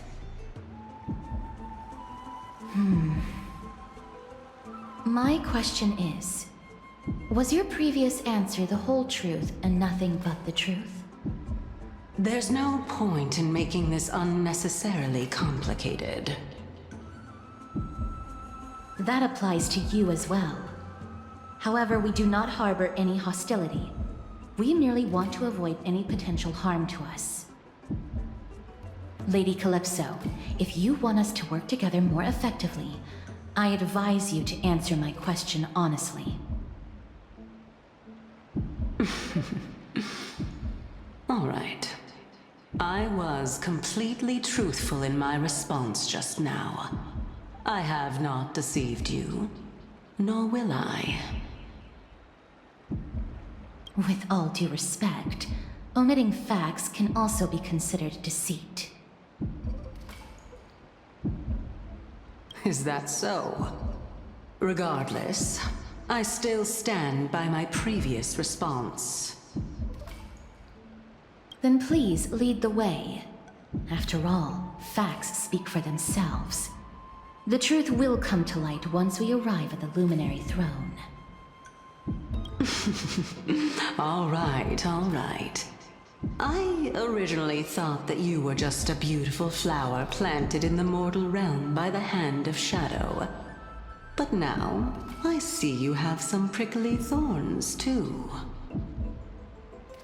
I'll just consider that a compliment. Indeed. I'm complimenting your charming naivete. All right, go ride the water wheel. I'll wait for you up there.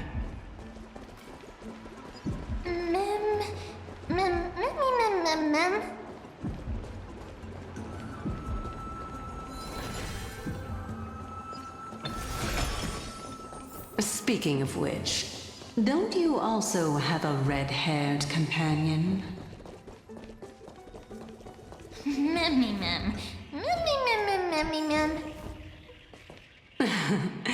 Not too much.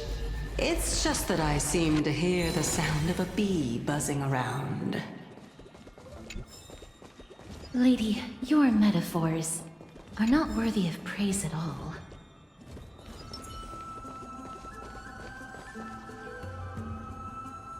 Whoa! It's little Gray, little Cass, and the pink puppy!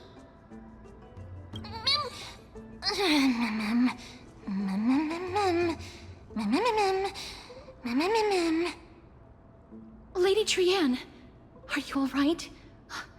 Were you hurt?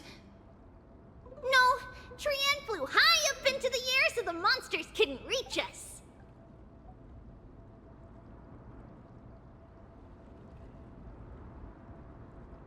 Air supremacy secured!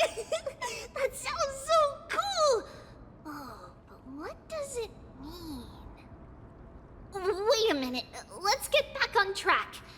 The spindle that Aggie gave us is so powerful that Trianne seems to have found Nax. He's near the treetop. Even though our perception of him is very weak, it's not like the White Dryads from before. But since Trianne was alone and afraid that it might be dangerous, we did not fly there to take a look. It seems like Lady Trianne did not forget our promise. Anaxa is indeed still alive, and he's at the Luminary Throne right now. It seems like Lady Calypso did not lie regarding this. Huh? Calypso? Who's that?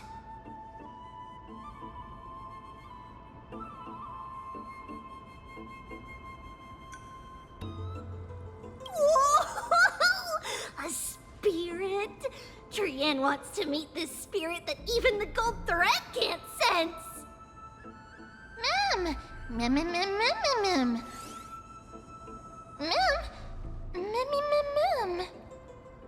Coming and going without a trace. She's such a strange person. Oh! Actually, Trianne also found this. Could this be related to the person you're talking about? This is a piece of burnt cloth. Yup! Trianne found it on a branch not long ago. Trianne even used the golden thread to search around and found that the entire grove is giving off a similar aura.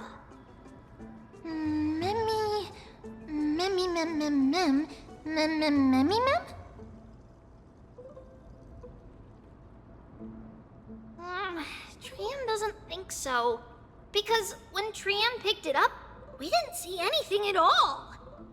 And judging by the golden thread, the aura seems to be all around.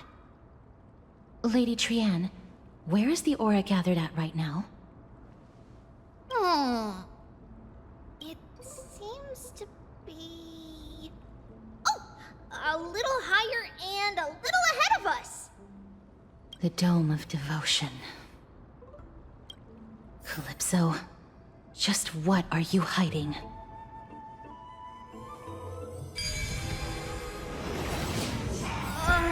The golden thread is vibrating more and more violently! Everyone, let's be even more cautious. There's no one... Hold on. The Butterfly of Divine Mind is gone? can't be. Was it for fending off the black tide? Or perhaps... What exactly is this butterfly of divine mind? Is it a very powerful guardian monster? No, how should I put it? It's considered a safeguard for the Titan's core flame. This butterfly is created from Nestia's remaining divine mind and bears the responsibility of guarding the core flame. Legend has it that someone can only pass the trial of the butterfly by proving they possess pure and unselfish love within their heart. Only then can they awaken the great tree to open up the path to meet Circes. But how are we going to prove it?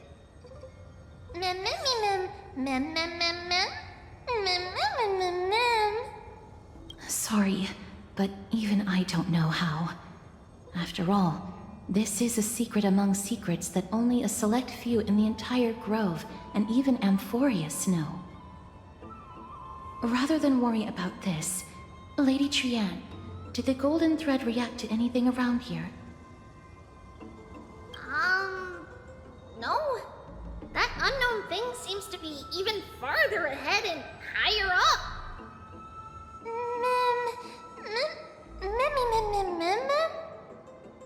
Perhaps we can try again.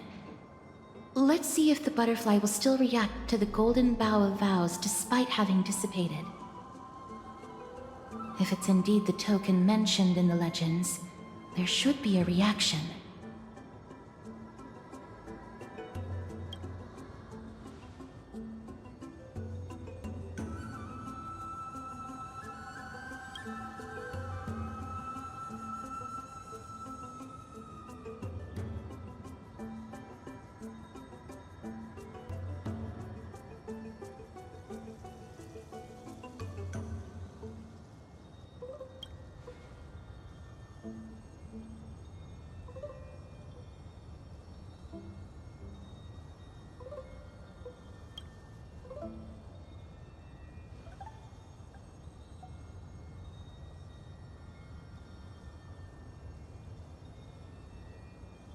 Let me give it a try.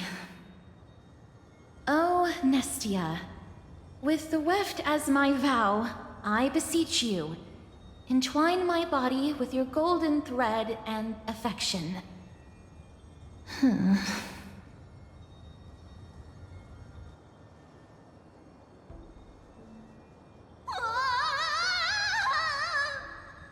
Lady Trian, and even Mem?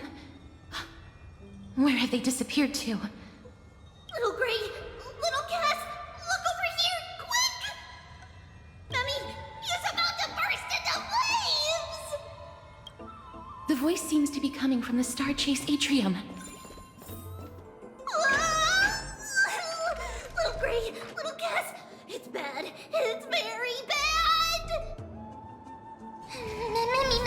I'm fine.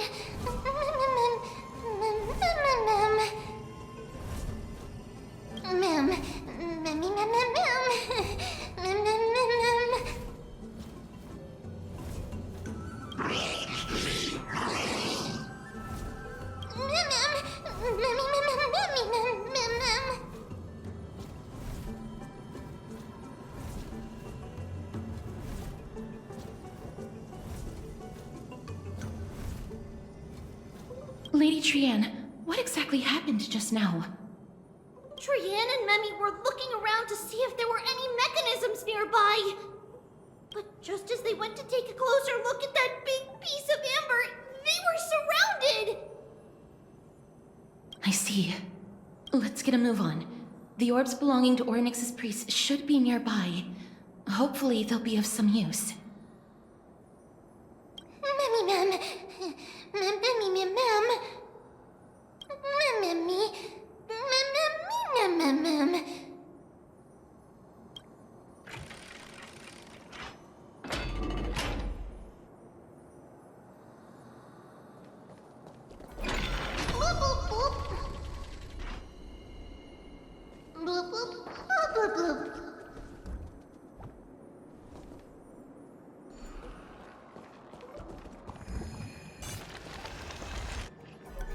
no. I'm starting to smell something delicious.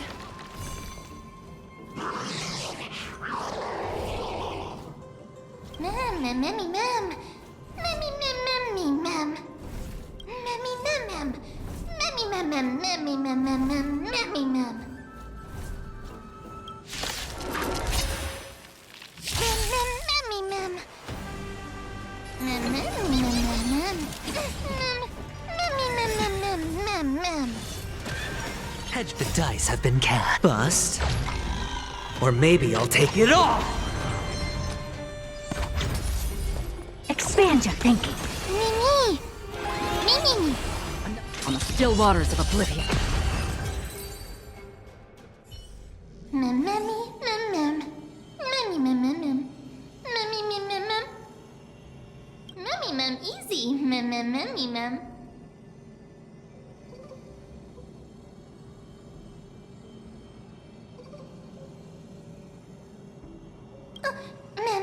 Memmy, mem, mem, mem. It's alright. Trian only just flew down. I'm glad that everyone is all right.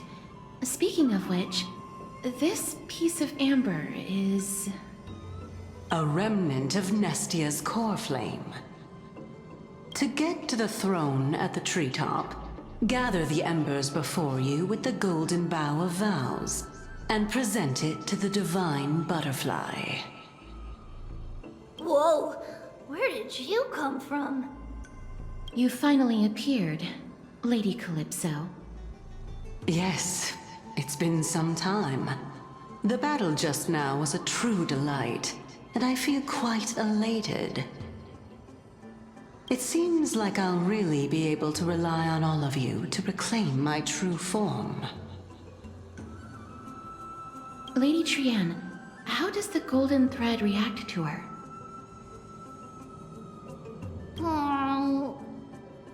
Huh. There's no reaction at all. Obviously. After all, the fragment that you picked up just now is completely unrelated to me. All right. Just do as I say. If you're able to pass the trial, I will tell you everything truthfully. Another trial. Mem. Memmy, mem, mem. But we have to go to the treetop to find Nax anyway, right? I've got a hunch.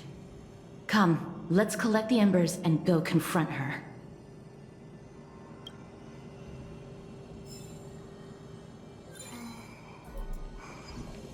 According to Calypso, we just have to gather the embers before us with the golden bough of vows.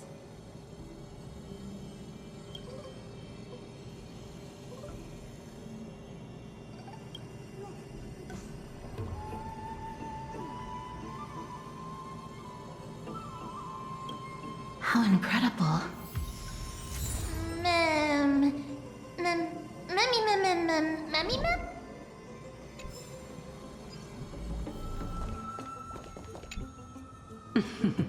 It seems like you managed to gather the embers. In that case, just offer it to the divine butterfly. It'll be fine. Let's just do as she says.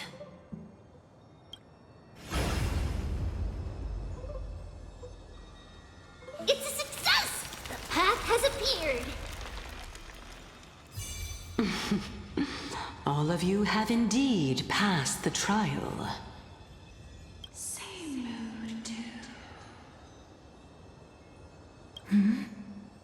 The sound of a butterfly's wings.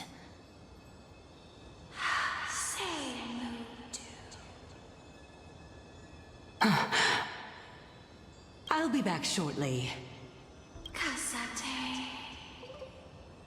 Of course, our promise still stands.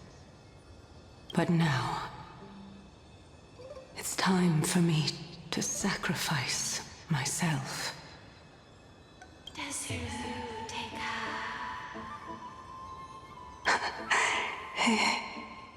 If the west wind ever ends, let that be the place where we reunite. Farewell, my love. Lady Calypso, this is...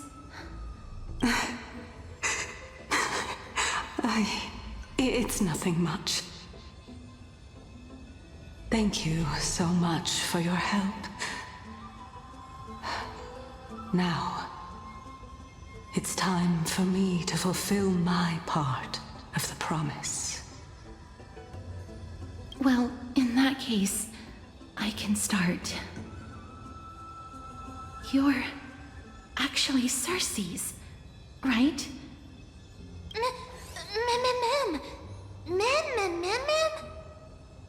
Oh my. The children of humanity have passed the final trial at last.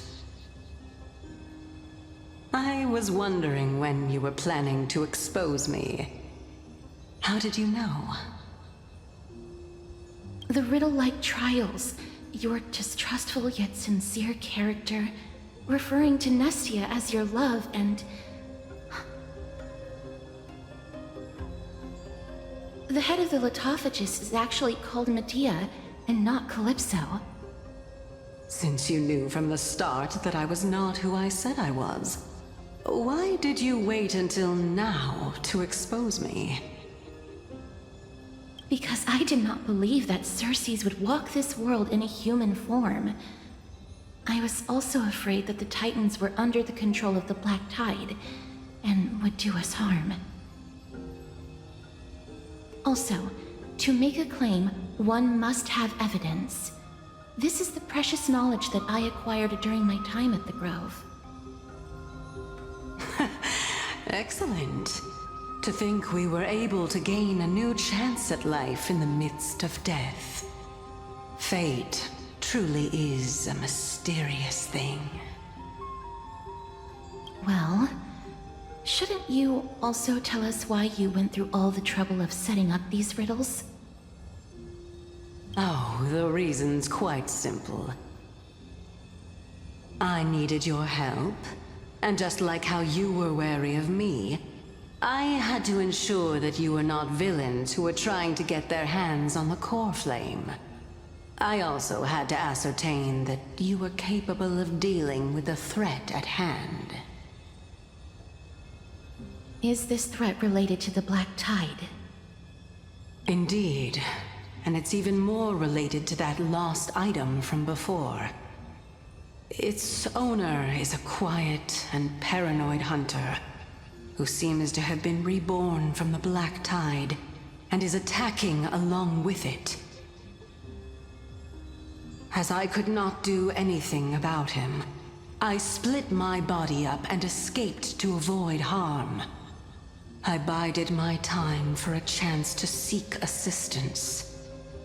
Unfortunately, this was not a sustainable long-term plan.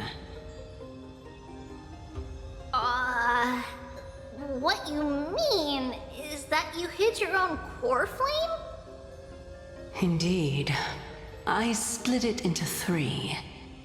I hid one within the golden bough of vows, and sealed another in the amber, along with Nestia's remaining embers. As for the last one, it's currently in Anaxa's body, which is in dire need of repair. What? Do you mean that you're using such a method? After all, the scholars of the Grove have always been willing to lay down their lives to defend my core flame. As a respected god, it would be too embarrassing if I were to do nothing and simply watch the children of humanity give up their lives for me. Especially that heretic named Anaxa. He did not even hesitate to tear his soul apart and use it to perform a miracle. He trapped all the creations of the Black Tide within the grove, so that they would not be able to harm others. His way of thinking was so out of the ordinary that I felt it would be a waste for him to meet his demise in the Black Tide. And so, I decided to save his life. Of course, this also meant that I was able to conceal myself and remain hidden. Well, that's also an equivalent exchange, right?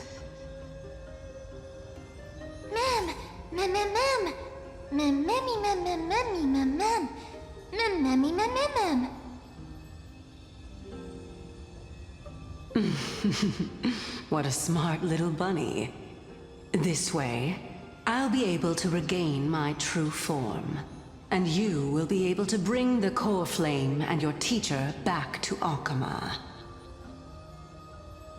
We'll also take down the black-robed swordmaster at the throne, together in one go. But, Cersei's, aren't you the reason, Titan? Even if I do not have the authority of strife, I'm still a god. I just need you to buy me some time against the warrior's blade. Once the core flame is reformed, I'll be able to show my hand.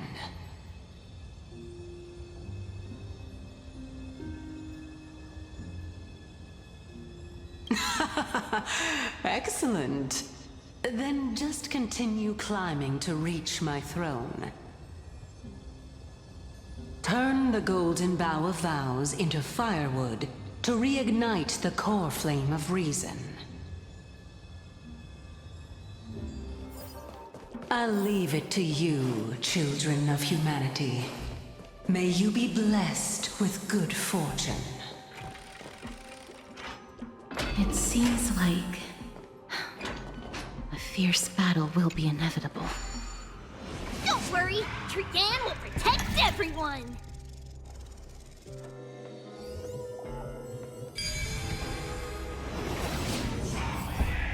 Ahead lies the Luminary Throne.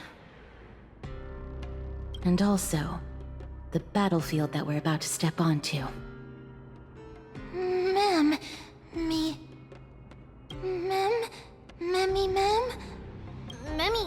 what's wrong?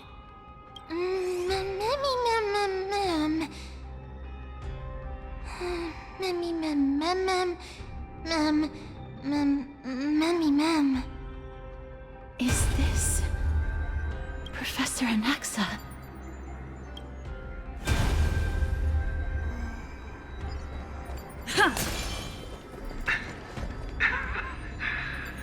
My eyes can no longer see. No matter. All I have to do is to place this body at the core of the array. For the sake of Emphorius. Die with me, Titan.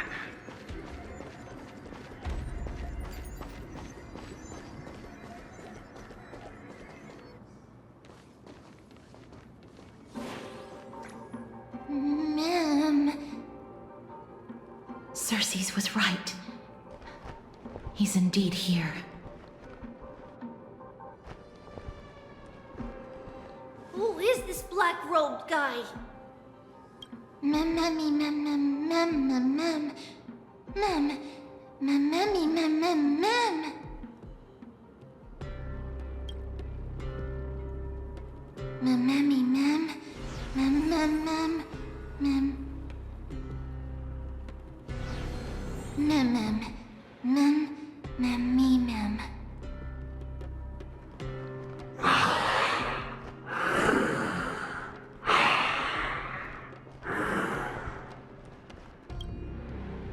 Everyone, brace yourself.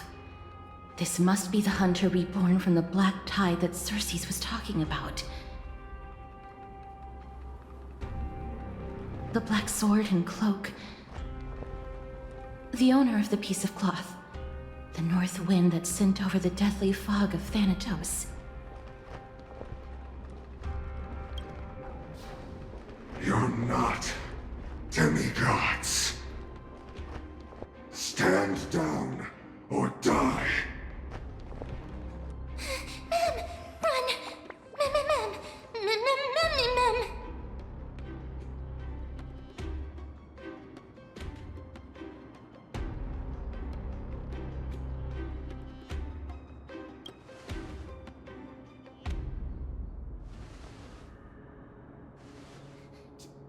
Trian will also protect everyone! Trian is brave!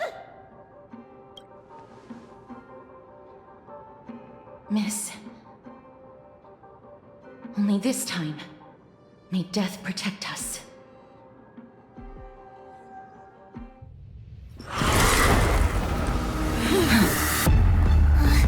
Be careful. One slash. 2 slashes.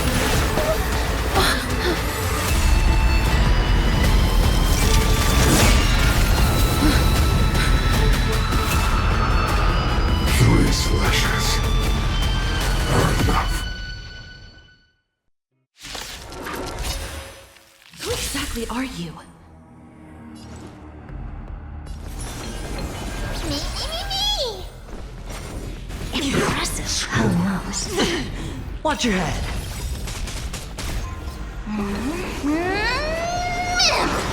Me! Curiosity, endless riddles. Nothing but a void. So powerful. Cersei's was right. Another journey begins. Offer your souls to the fire. Not good. Be reduced.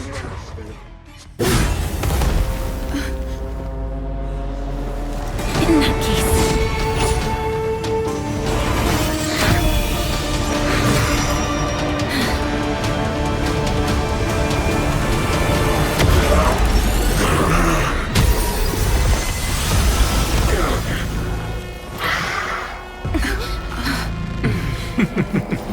Can't be killed in a single blow. You are indeed no ordinary human.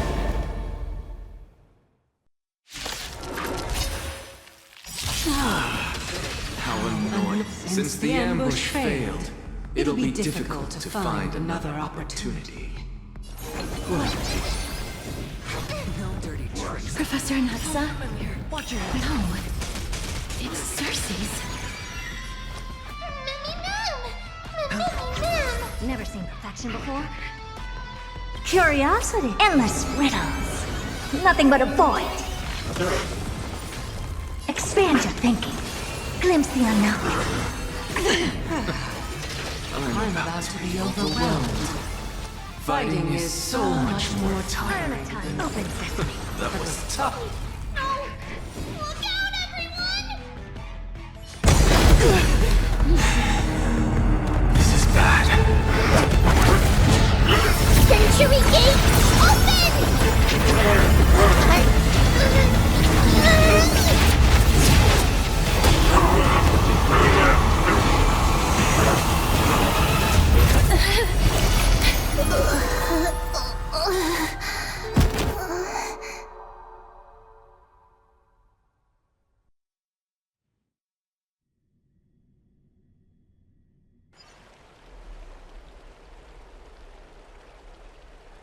Phew. That was a close call. Thank goodness that we returned to Akama unharmed.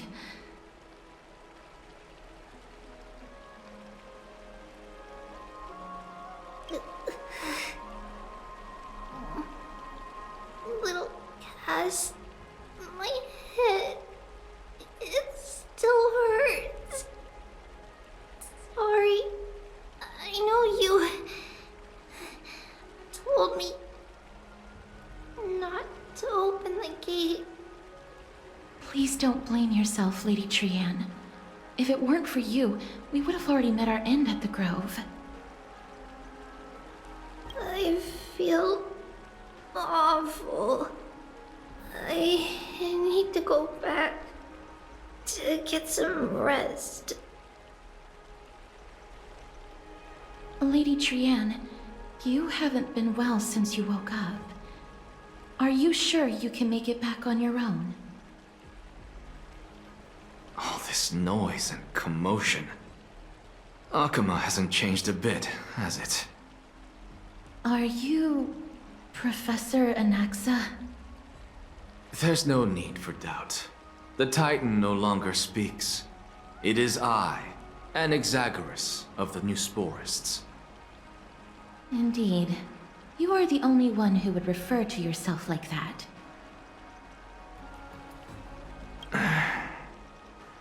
Professor, let me be frank. The mission Lady Aglaya entrusted us is to search for survivors, uncover the truth about the disaster at the Grove, and retrieve the core flame of Circe's. That does not surprise me. And now, I'm a survivor who witnessed the entirety of the disaster, as well as the defenseless bearer of a core flame. Are you going to bring me to Aglaya to fulfill your duty? That is indeed my duty, but I prefer not to present you to her as a captive or spoil of battle. Fine. There's no need to make your life difficult. I'm not against meeting that woman. But I have some things to take care of first. The families of some of my fellow Grove Scholars live in the Holy City. Before we meet Aglaya, I want to visit them. Because Lady Aglaya will probably be against it. Let me guess. That woman will not only prevent me from visiting the families of the deceased, but will also suppress any information about the Grove. She's always been that cold-hearted. My fellows at the Grove gave their lives defending the core flame and fighting the Black Tide alongside me. Their families deserve to know the truth. You intend to do it without her knowledge? Do you really think that woman would treat me well, even if I behaved and proved my loyalty? I wouldn't mind seeing a bit more anger on her face. Are you going to stop me, Castorus? I will accompany you, but please understand that Lady Aglaya has her own considerations. You truly have the makings of a fine scholar, putting yourself in other people's shoes like that. Let's go. I won't go overboard. So, after all these years, you and Lady Aglaya are still... Neither of us is narrow-minded. You should know the root cause of our conflict.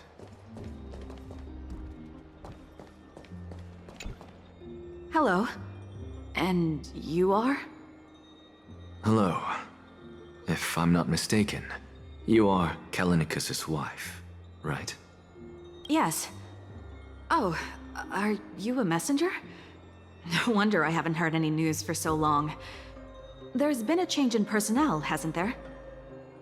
Ma'am. Kallinicus passed away a few days ago, defending the Grove against the Black Tide.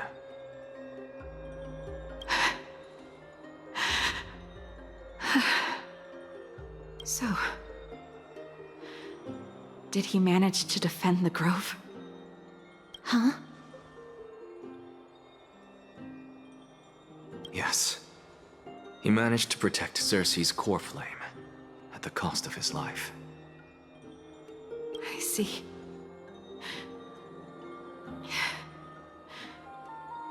I'll select some of his possessions and pick a nice resting place for him. Please let us know if you need any help, ma'am. I come from Kremnos. Death and sacrifice are things I've learned to face with composure. You know, Kalinicus, even though he was a scholar, he'd always ask me to teach him how to fight whenever he came back. Isn't it funny that a Chrysos heir like him wants to learn from an ordinary person like me? I've been prepared for this for a long time. In times like these, any ordinary goodbye might just turn out to be a final farewell. I'm really sorry. There's nothing to be sorry for.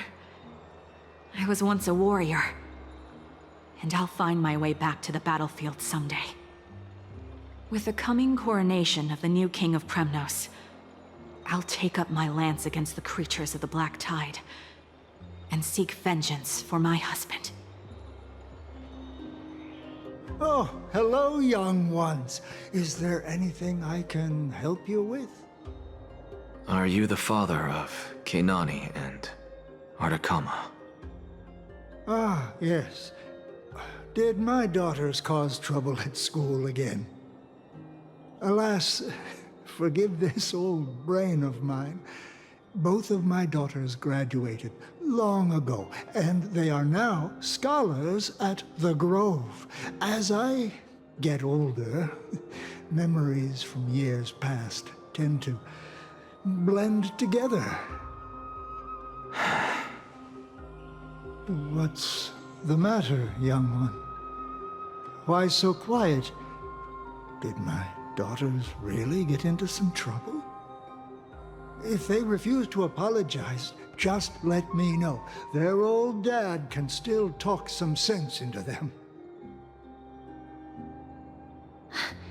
What should we do? I really can't tell him. Mr. Fabio, the Black Tide took Keinani and Artakama. What? They fought until their last breath against the Black Tide to defend the Grove.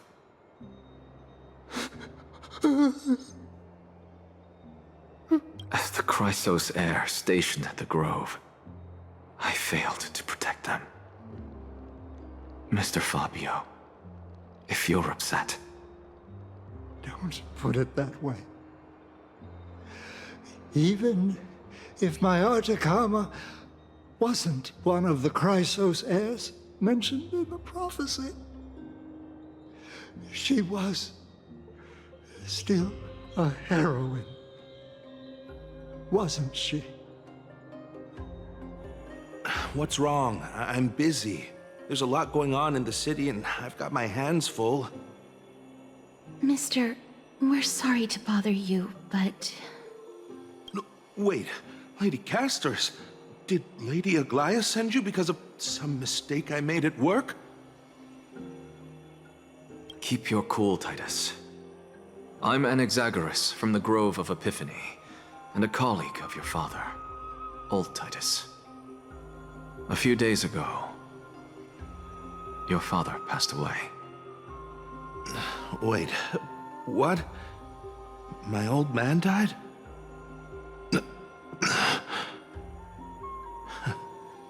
That's no shocker. At his age, he was due for the River of Souls any time.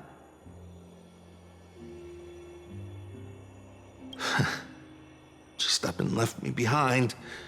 That old man. I've been telling him for ages to stay in the Holy City and enjoy his retirement.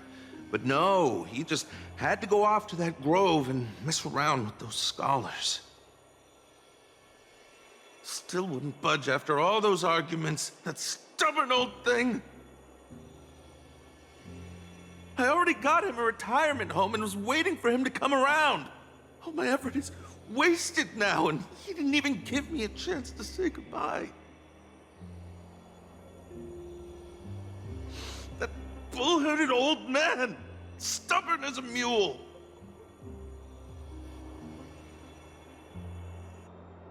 That is it. That's all the colleagues' families that I remember. Good work, Miss. And Professor Anaxa. Let's go. Take me to see Aglaya. All right. I'll lead the way. Miss Casterus, my lady, you're back. Hello. We have an important matter to discuss with Lady Aglaya.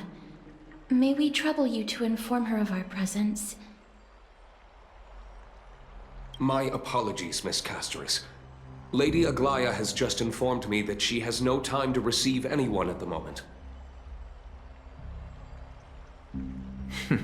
That's just great. She refuses to even see me. Answer me this, friend. Did Aglaya order you to take me directly to prison? Who are you? Please don't jest. It's possible that she really is busy. Let's wait here a moment, and I'll try to contact her using the slate.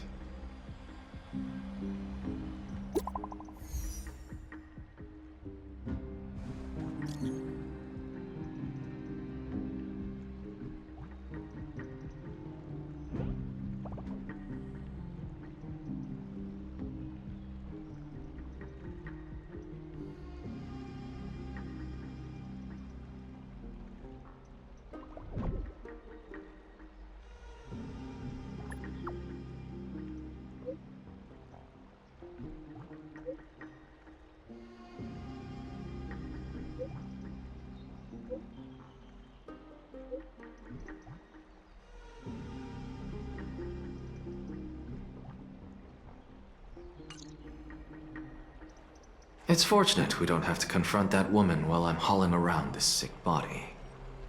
Casterus, and this friend I haven't gotten the chance to know, I'll take my leave for today. That Titan made a myriad of adjustments on their own. My head still aches from that. I don't want to stay a second longer in this noisy city if I can. Please be careful. Akama isn't the Grove. This place is covered by her golden threads. I know. That woman is extremely confident I won't escape her grasp.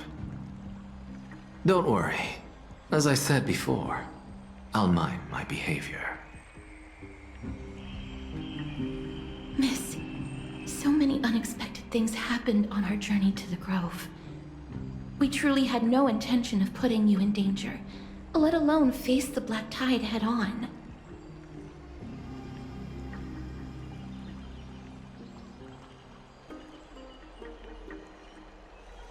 The Black Tide is not just an enemy of Akama, but all of Amphorius. Even back when the forces of strife coveted the Holy City, their warriors still undeniably halted the Black Tide outside Castrum Kremnos. Nikedor's core flame now sits vacant, and the Black Tide has returned. The Grove is an academic city with the best understanding of the Black Tide. It shouldn't have fallen so easily, and yet it was taken overnight, leaving the city in blood and tears, haunted by the spirits of departed heroes. The trial of strife is imminent. I pray Mighty will be able to steal his resolve soon.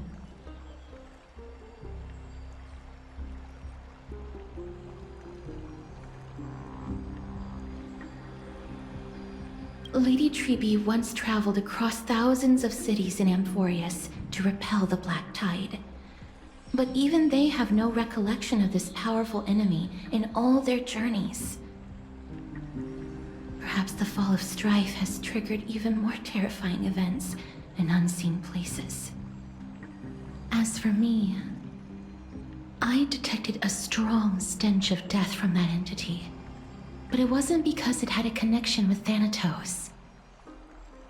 I'm afraid it's purely because it has sent countless others to their deaths. Speaking of Thanatos, Miss, there is something else I wish to verify with you. You must have an idea of the curse I bear by now. I was born as the shadow of death, a poison shunned by all living beings. Yet when you caught me in the grove, I'm curious why you weren't affected by my power, miss.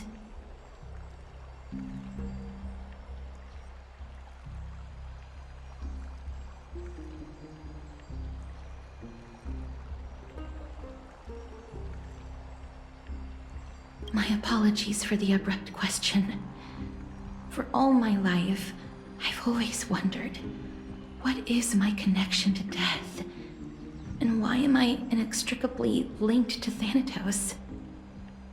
Miss, you must be tired after being on the move these past few days.